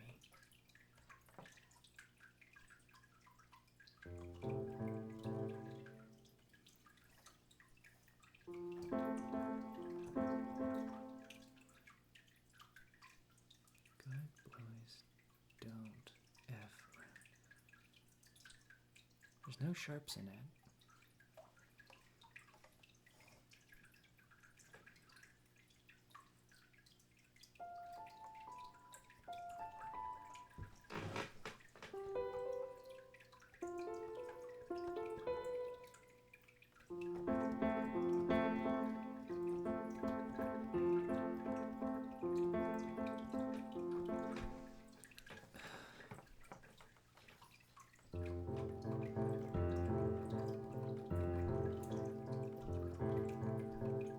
Why does that not seem right to me?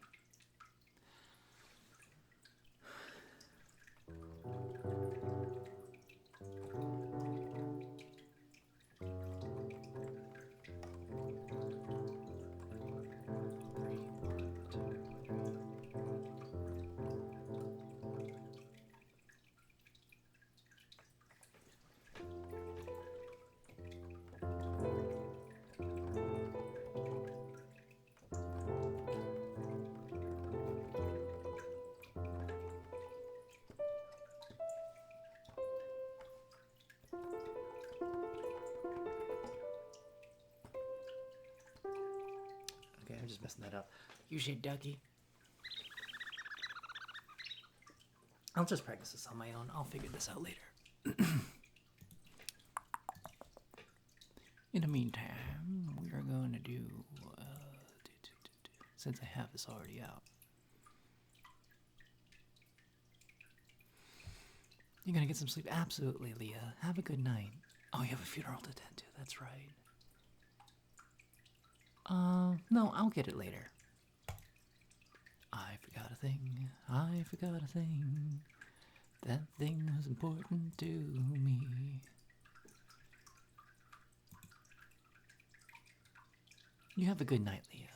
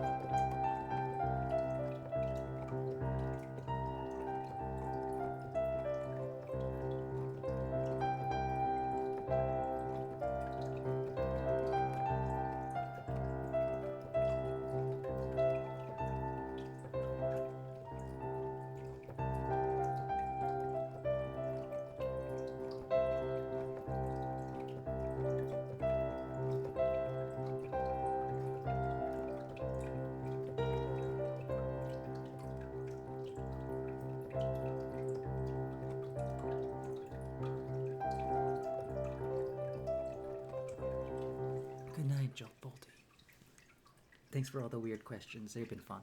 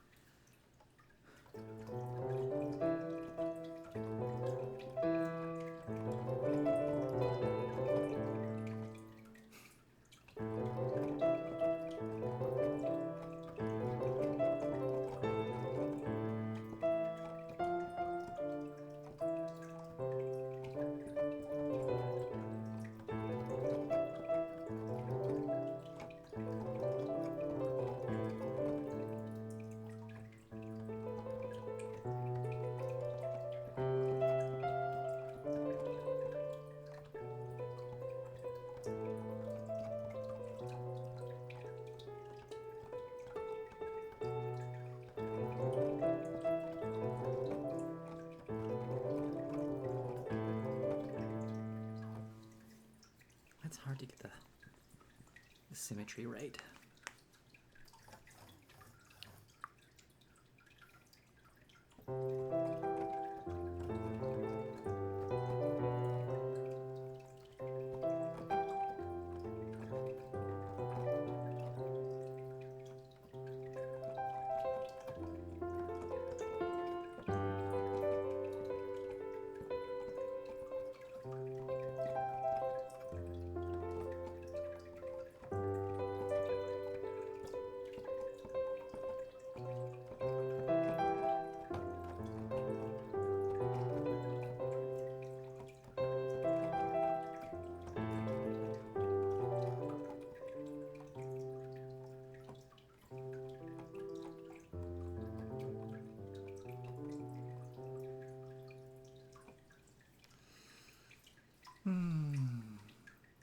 I'm gonna end the piano with that. So it's just a happy song. I think you guys want more ASMR stuff. This piano.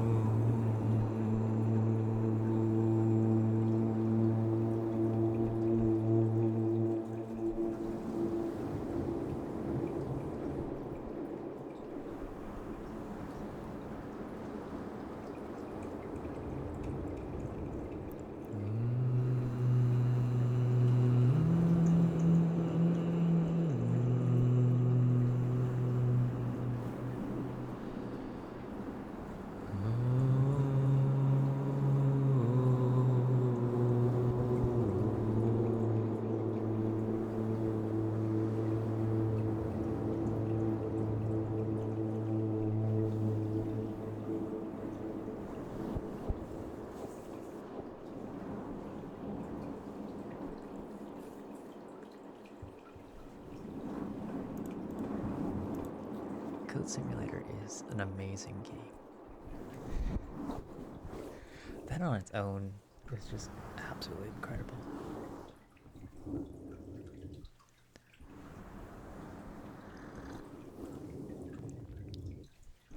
I didn't know Valheim and Satisfactory were by the same creator, though. I mean, it makes sense when you think about it. Of course, I haven't played Satisfactory yet. It's on my list.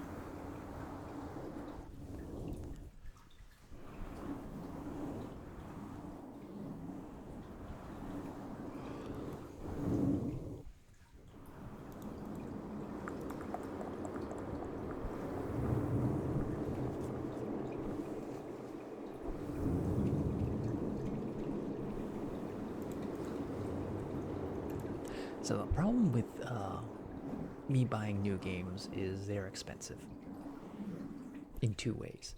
One, they're expensive in financial. I don't usually have $40 to $60 to spend on a video game. And two, they take up all my time until I beat them because I will be like, I want to finish this. I bought what did I buy? I bought City Skylines the other day, and that's an easy game to like kind of give up on because there's no real objective, and I'm really upset that my population is not educated, even though I'm putting like schools absolutely everywhere, and I don't understand how to get like the buses to like get people to the schools. Like everything else, like they have their all utilities and stuff like that, and like they're super happy, but like I need more educated people to run the offices. I don't know how to make them more educated. They don't want to go to school. I don't understand it.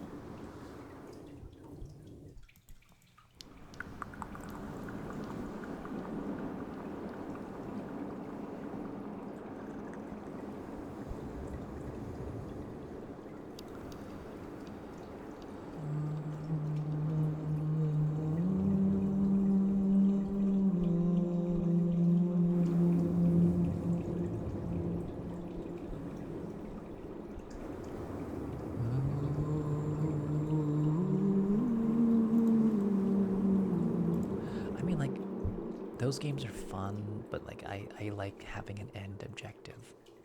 I mean, Valheim is kind of like there's no real end because I love just building little buildings and being crazy with them. But there is like kind of an end objective to Valheim. There's like kill the secret hidden boss, which I have not found yet. Like the second to last boss right now was like super hard. I had to like get all in the Mistlands. It's really hard to kill solo. You have to basically level up everything in what's it called? The basically your magician. You have to get like magician things to like do enough damage to the boss while also keeping yourself alive.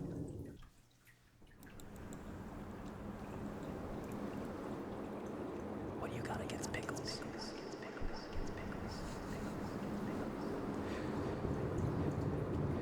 Paul, you know you can change it.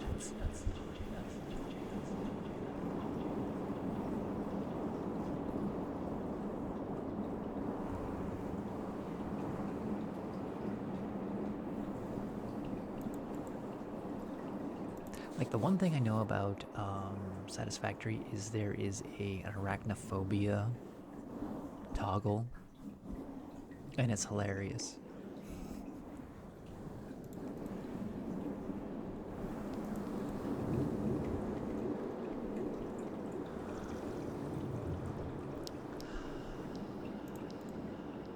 I've seen people play Section 1, Schedule 1. I don't think that's for me. I get it. It's just like, oh. It's kind of a boring game. Like, it's like a bunch of mini games on top of, like, so like I feel like the gameplay is a little bit too repetitive.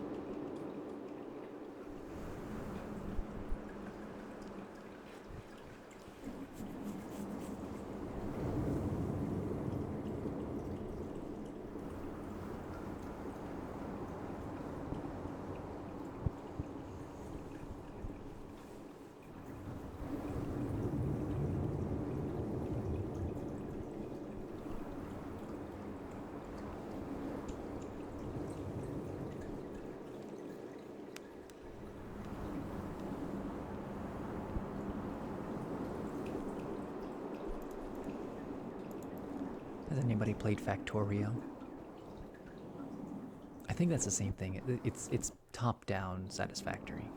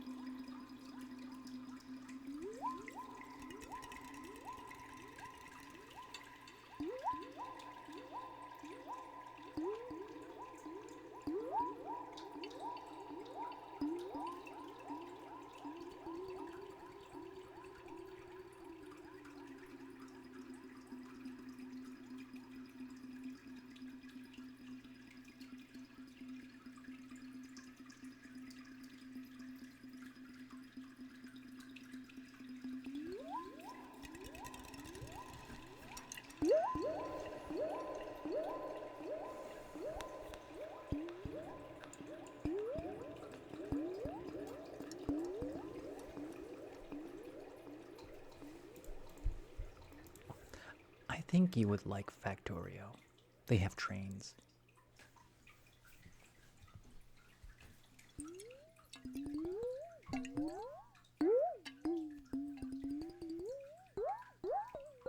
And also flamethrowers.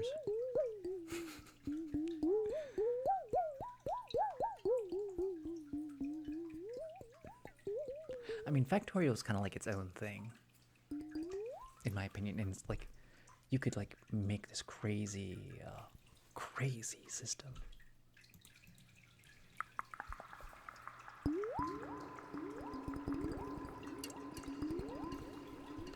Install.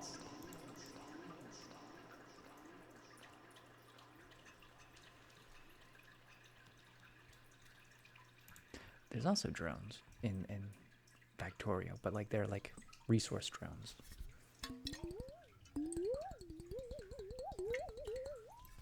I feel like I need to do a Factorio, not Yeah, Factorio's stream.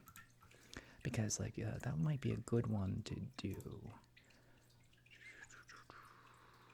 Where's the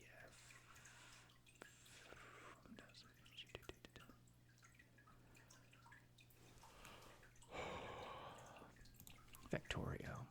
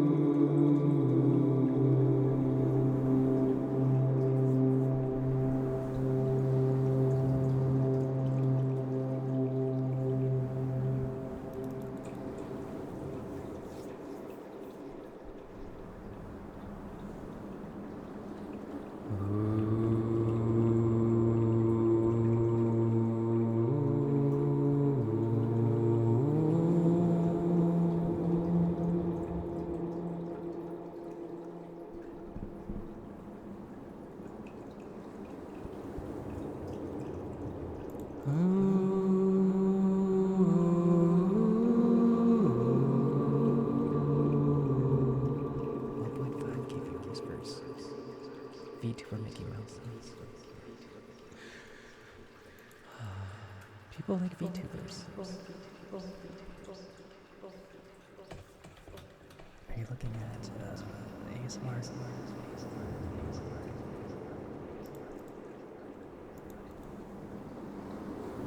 Oh my goodness. It scares me.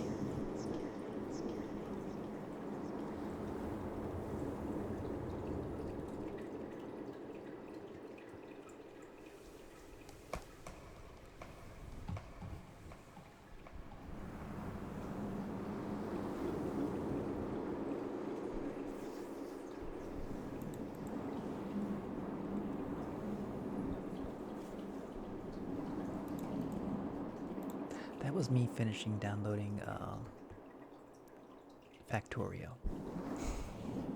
I mostly just transferred it from my old computer to my new computer. Like, if you can do that, it's like way faster.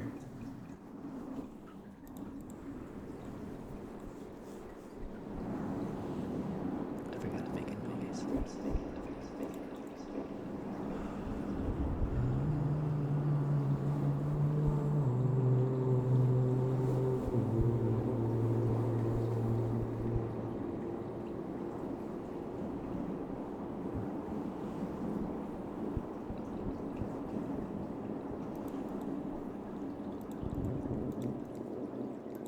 Truth be told, I'm trying to figure out how to make a VTuber for myself. And that would answer my problem of doing ASMR during the day, because if I can I'm gonna put a lot of triggers into a game system, so I could start move a thing around and then it would be doing triggers around the microphone ear. So that would mean I could do ASMR during the day, but it wouldn't be me doing this. It would be recorded. It would be live. I'd be a VTuber, but I wouldn't have my microphone on. Or my camera, really.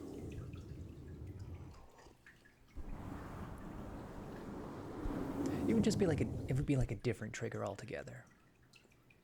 Its own unique thing. Metal on metal tapping.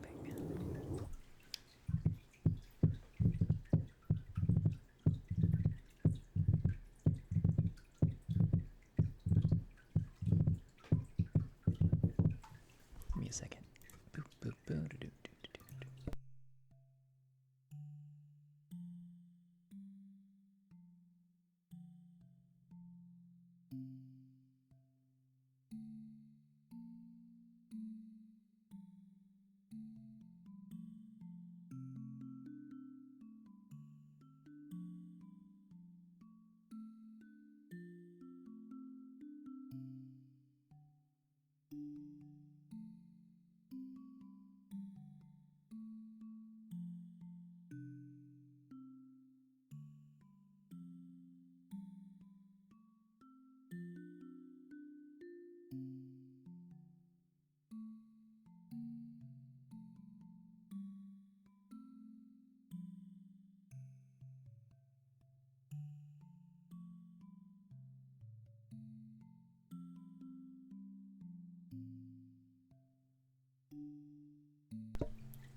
If any of you remember, I am a blacksmith.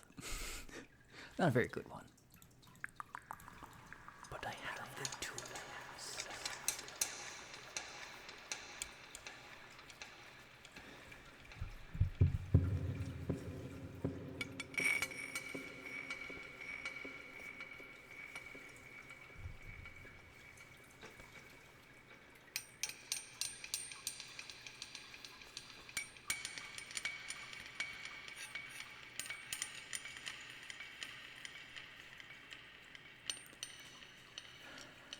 I want to do the 10-year achievement from Stanley Parable.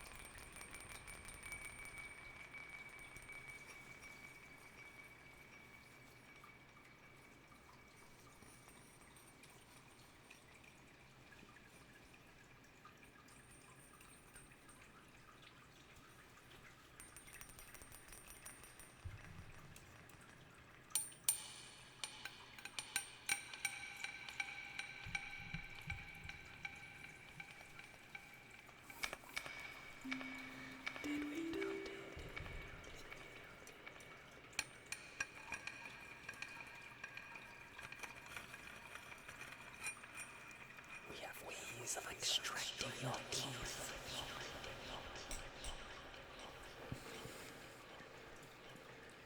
Extreme plucking.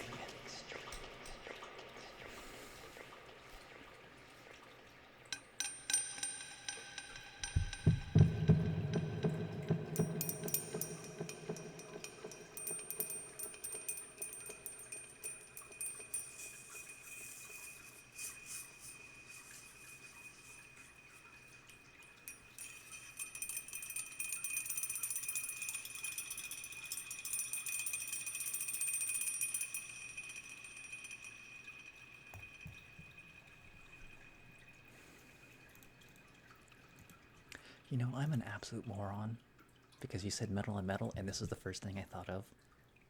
And you know what I literally have that I made myself?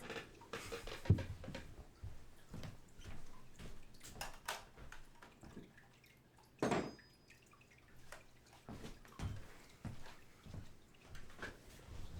have a freaking triangle here. This is the most metal on metal thing.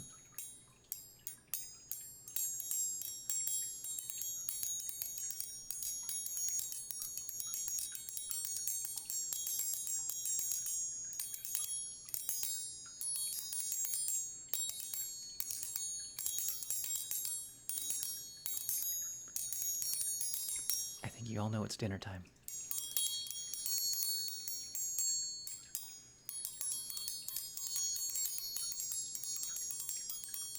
I made this myself, actually. I bent the metal and everything. On my anvil.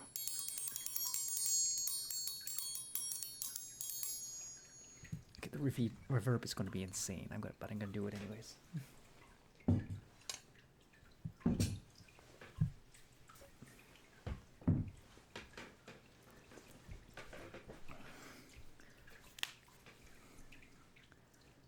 I have the magic bell on too. What? What's the magic bell?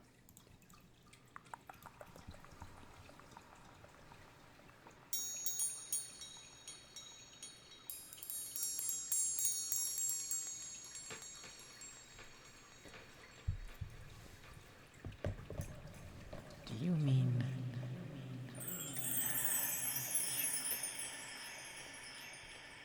I don't have a cowbell.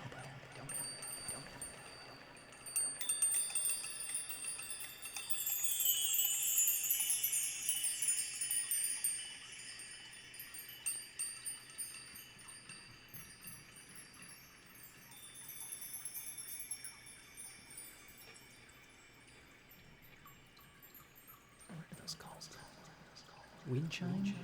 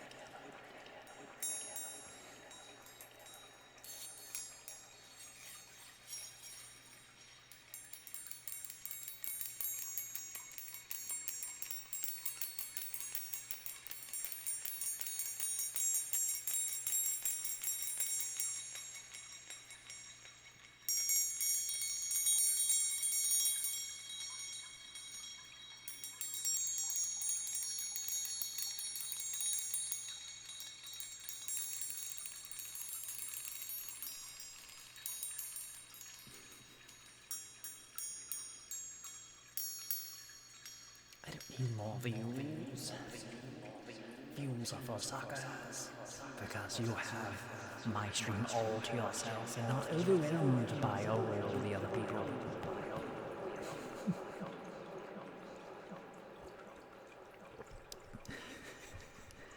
At least that's what I tell myself.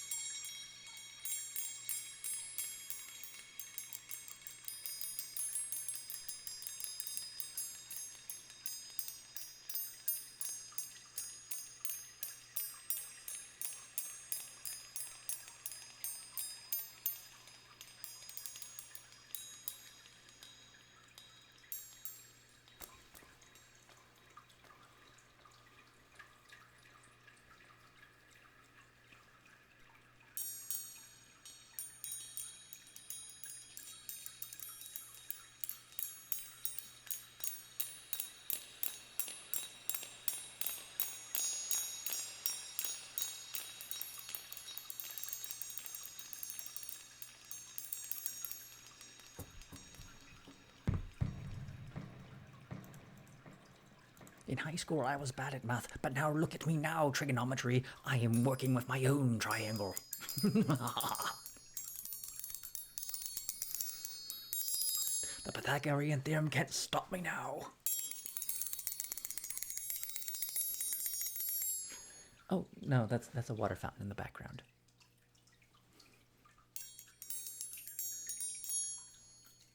Like a real life water fountain. It just doesn't show up well on the camera, and that's why I don't have it on there. And I don't like moving it around because it's full of water.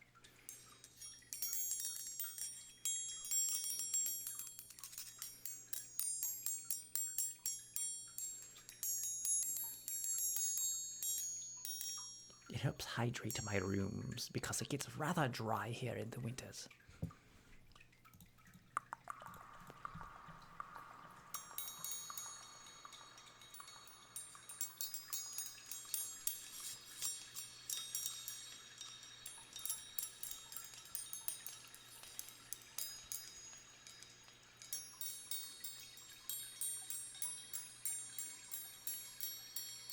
Absolutely, reverb isn't good for everything, but it's good for some things especially.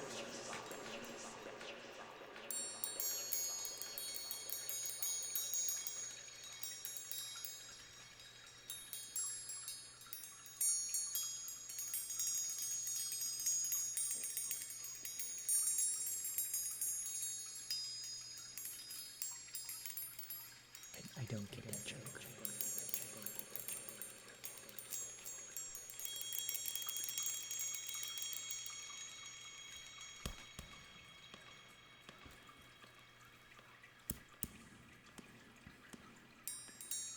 Oh, the math joke.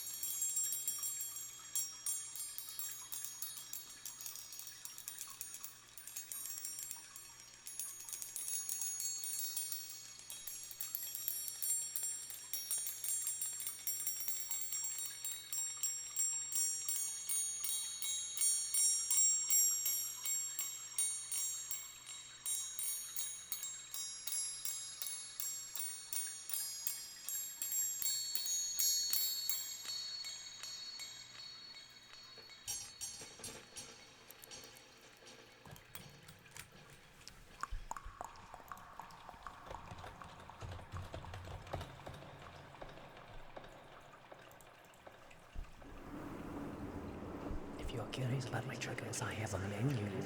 Exclamation point menu.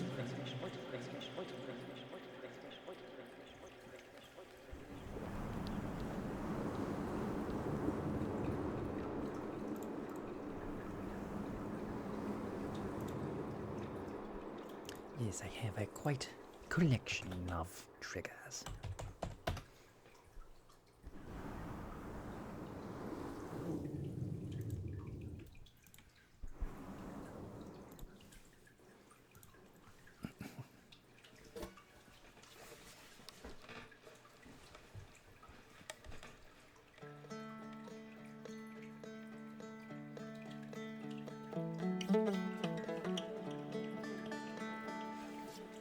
wish to be stared at by the cow?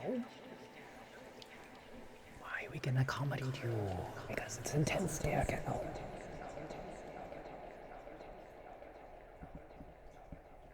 It's intensely staring into your soul. With a tiny mustache. It's judging you.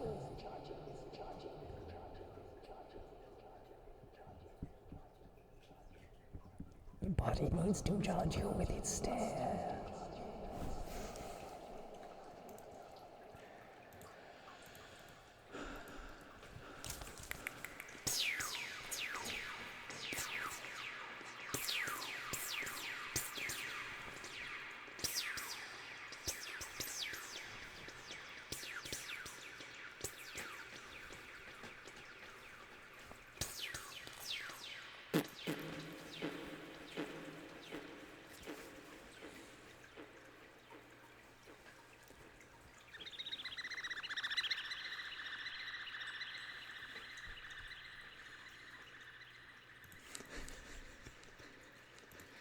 Cowgun EXE.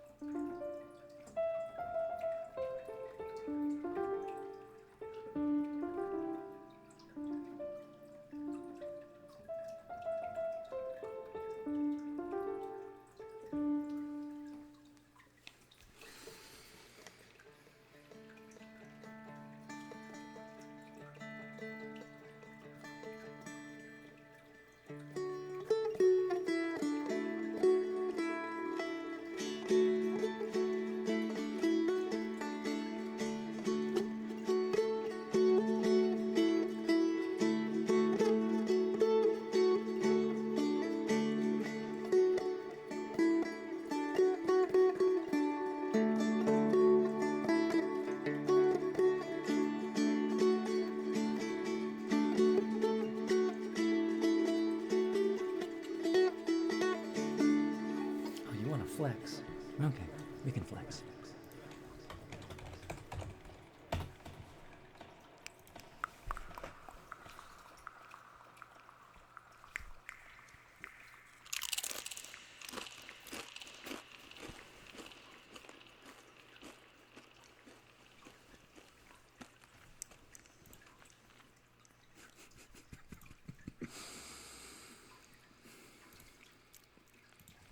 It's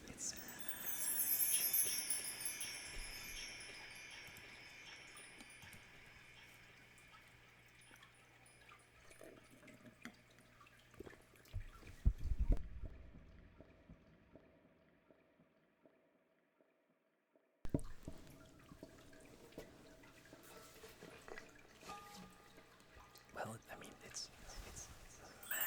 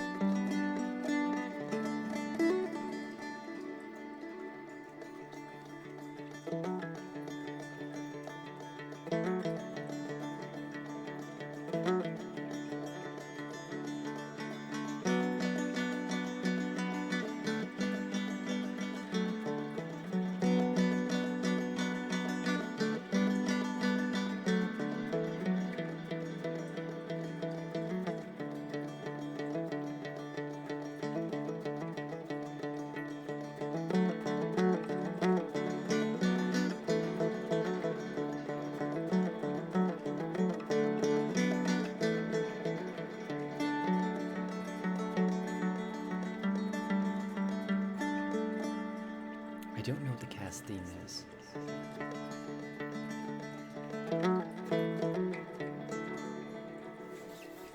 The only things I've tried to play was like Moonlit Sonata. It was like.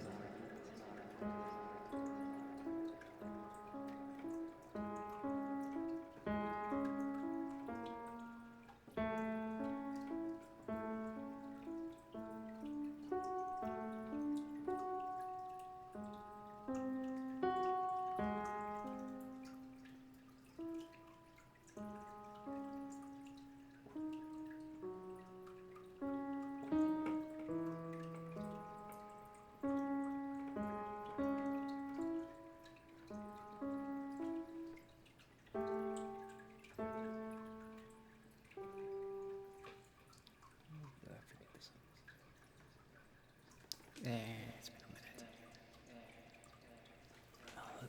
Let me look at the link that you just shared. Give me a second.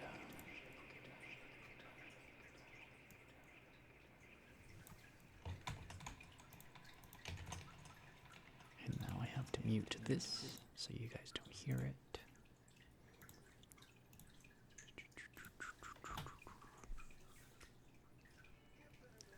Oh my god, that's loud.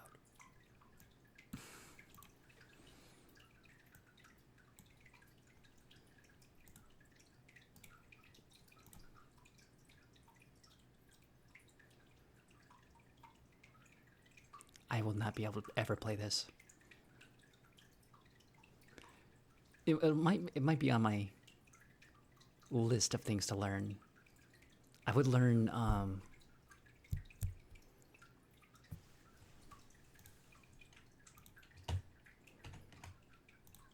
this is what he shared. Oh my goodness, I would. Oh god, my trouble. Like, I can't use my left hand very well.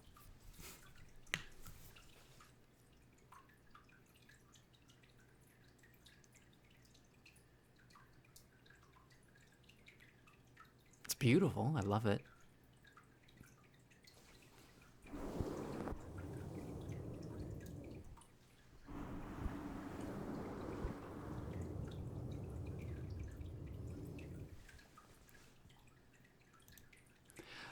No, well, I've been playing it all tonight, so I can play it again.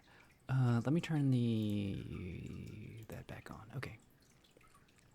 So I'm learning this one.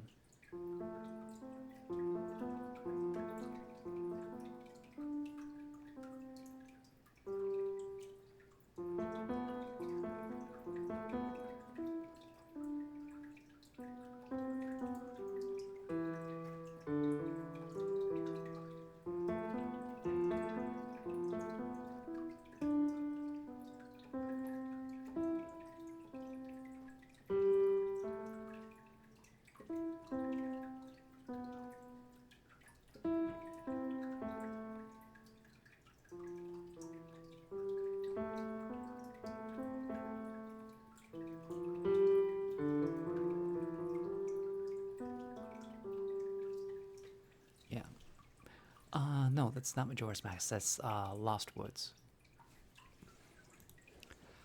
Although I do love Majora's Mask, I watch so much Majora's Mask randomizer races. They're so much fun to watch on Twitch. They haven't done a Majora's Mask in a while. It's like the majority are like there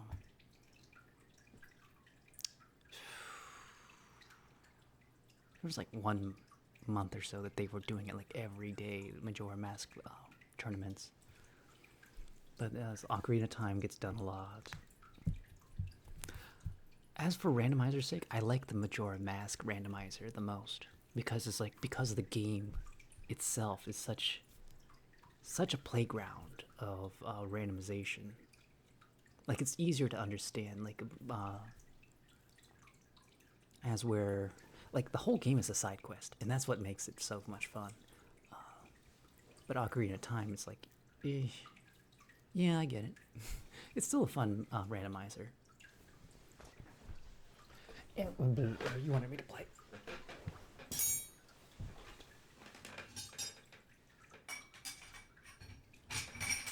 I got all these trees in my way.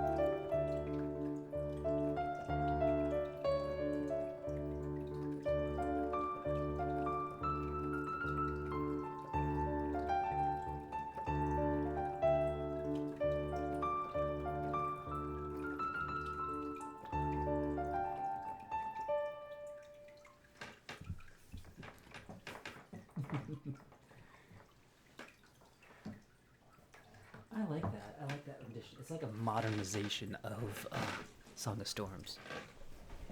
It's its own thing at this point.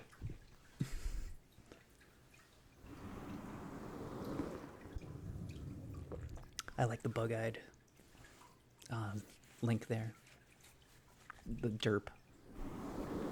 Derpy Link.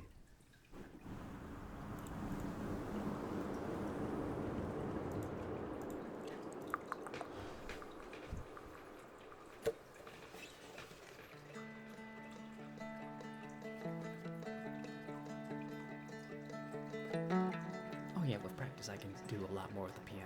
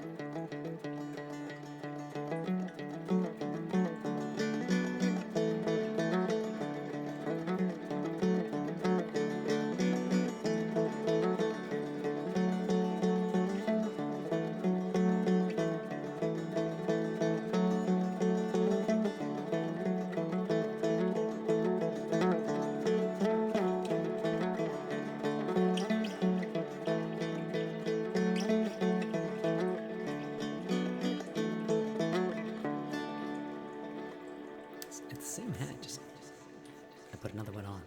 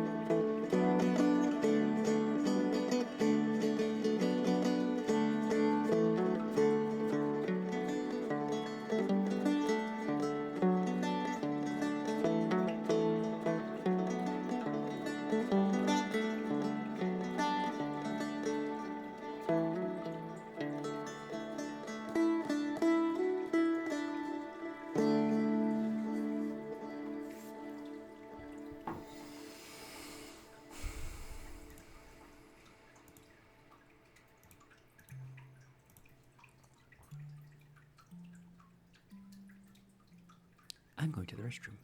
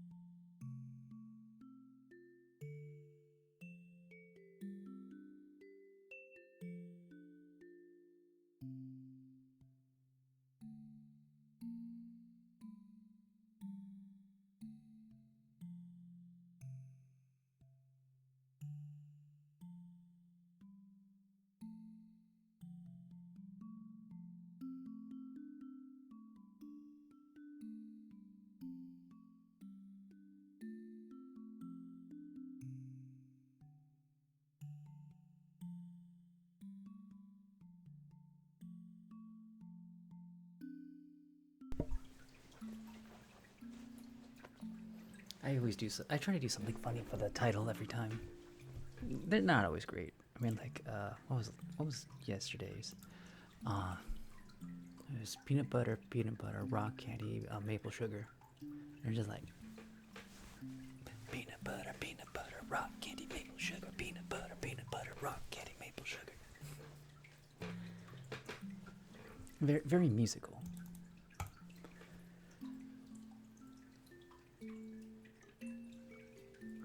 And then there's like 2 days ago, it's like high fives and good vibes.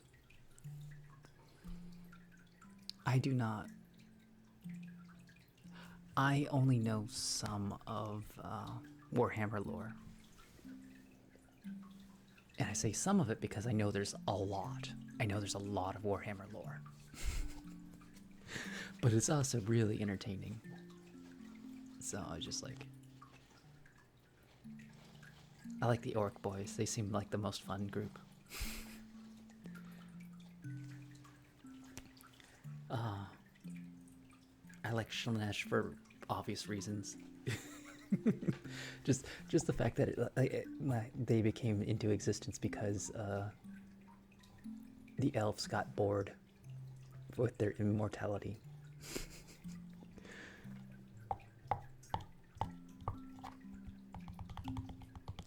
There's just a lot of funny things in the 40k universe. Like a lot of things that kind of make sense, even though it's like a tragic universe, but it makes sense that like, oh yeah, if you could create chaos gods, why wouldn't it be because like these immortal beings were just too kinky and bored?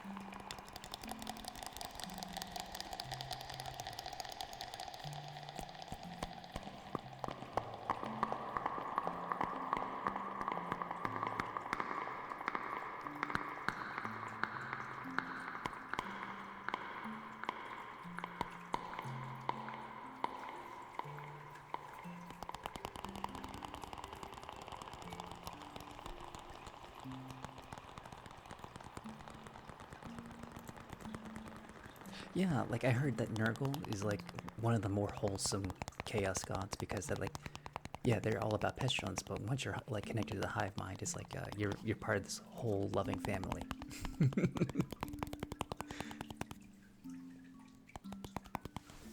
Give in to the Nurgle. Become part of the family. You don't even mind the pestilence.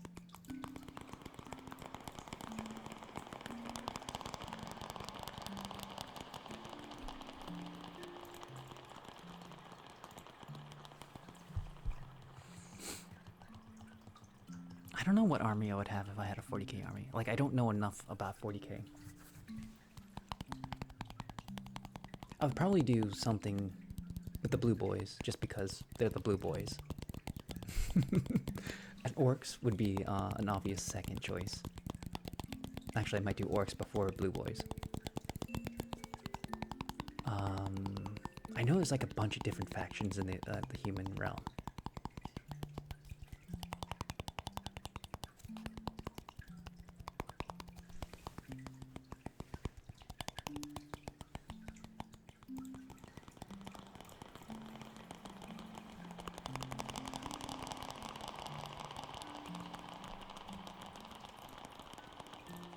Oh, I just watched a thing where it's like, it's heresy, but like,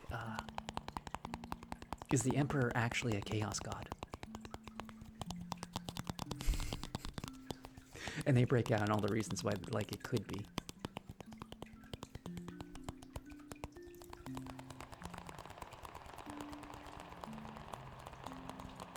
Because, like, chaos gods get, like, power from everyone praying to them or something like that.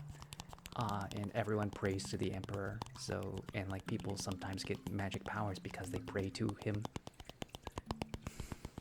So he could potentially just be a chaos god.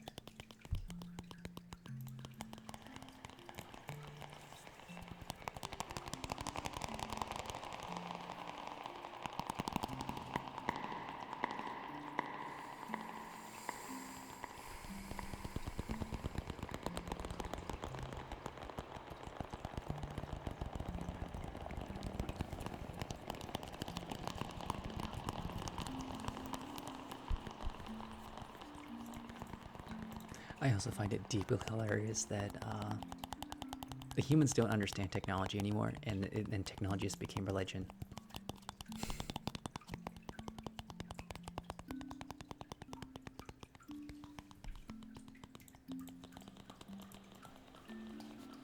Yeah, what people want is seldom what people do.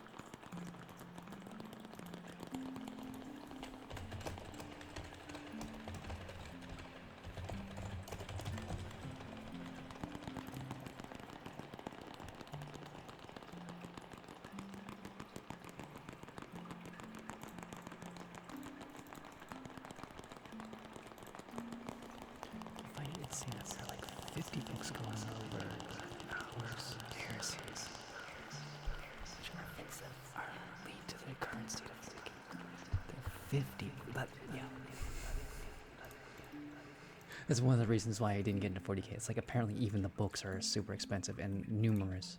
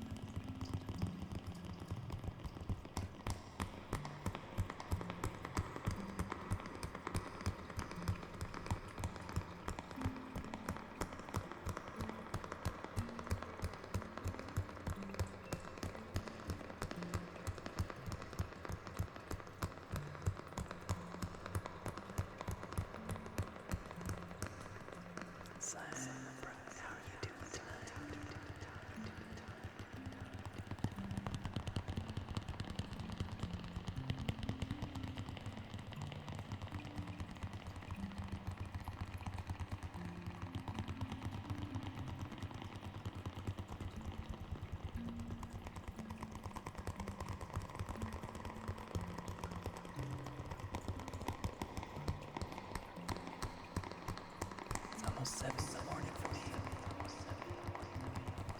You can start to see the sun come out. I need to stop breaking news.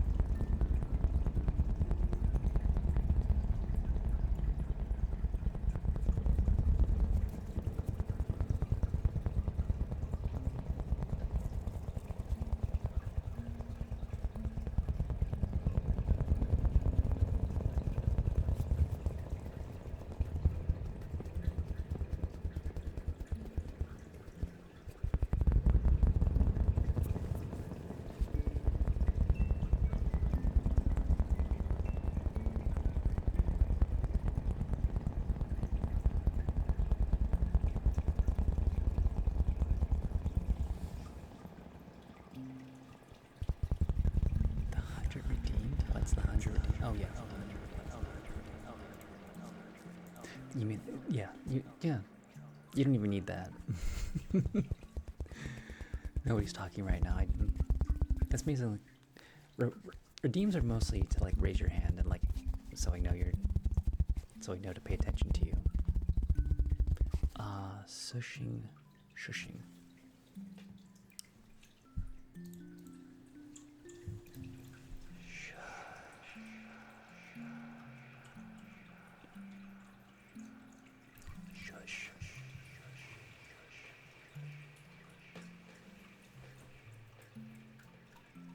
Shush, sweet summer child. Shush.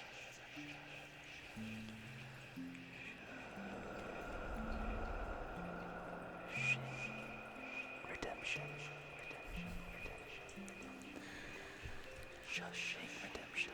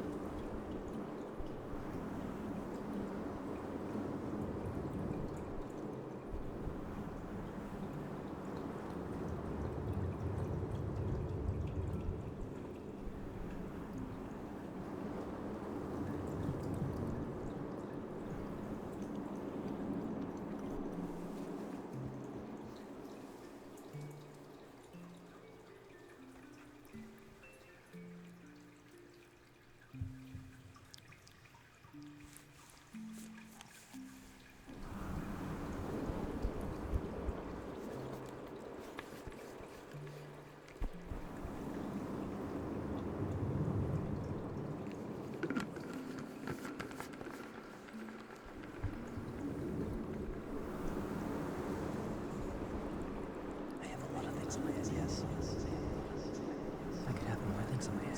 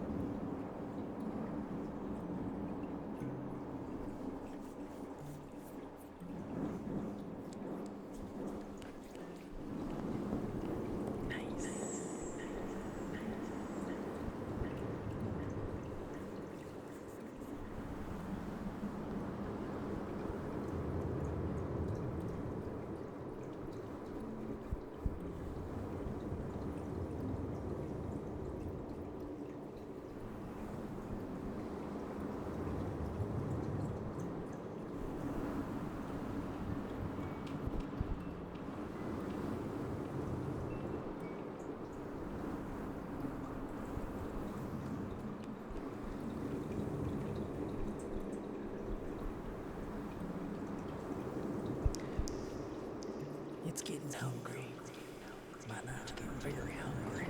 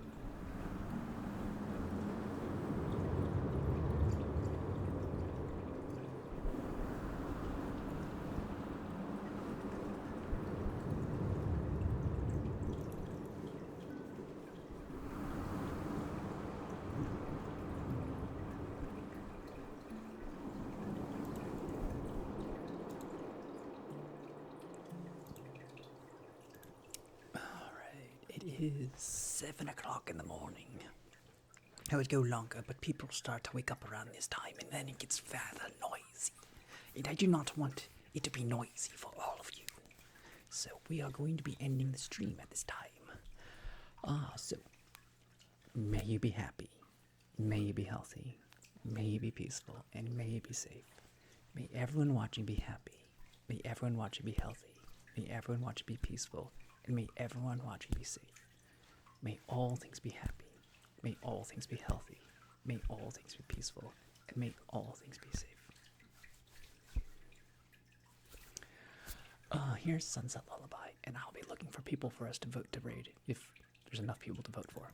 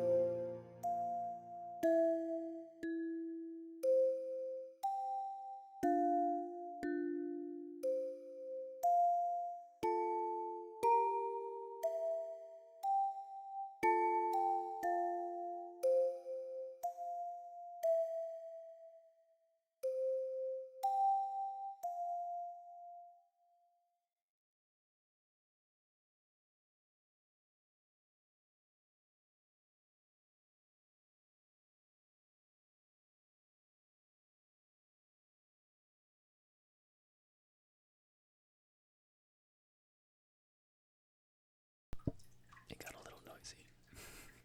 I'm gonna put the music. Just vote, and then we shall go see these people.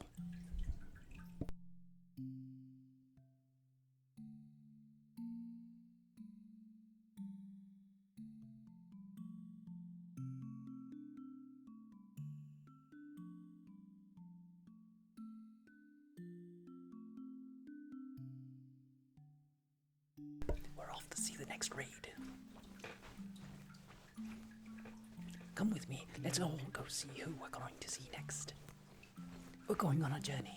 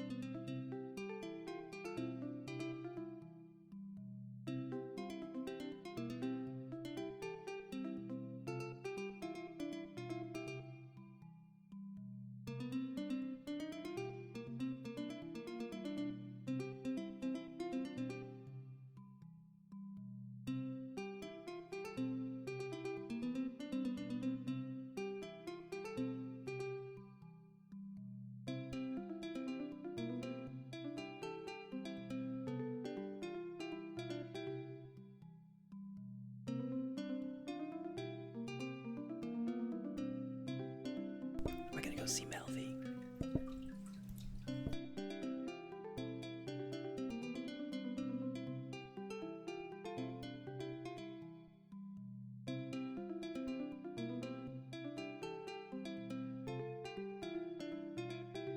You guys have a wonderful, wonderful day, night's brunch, second breakfast.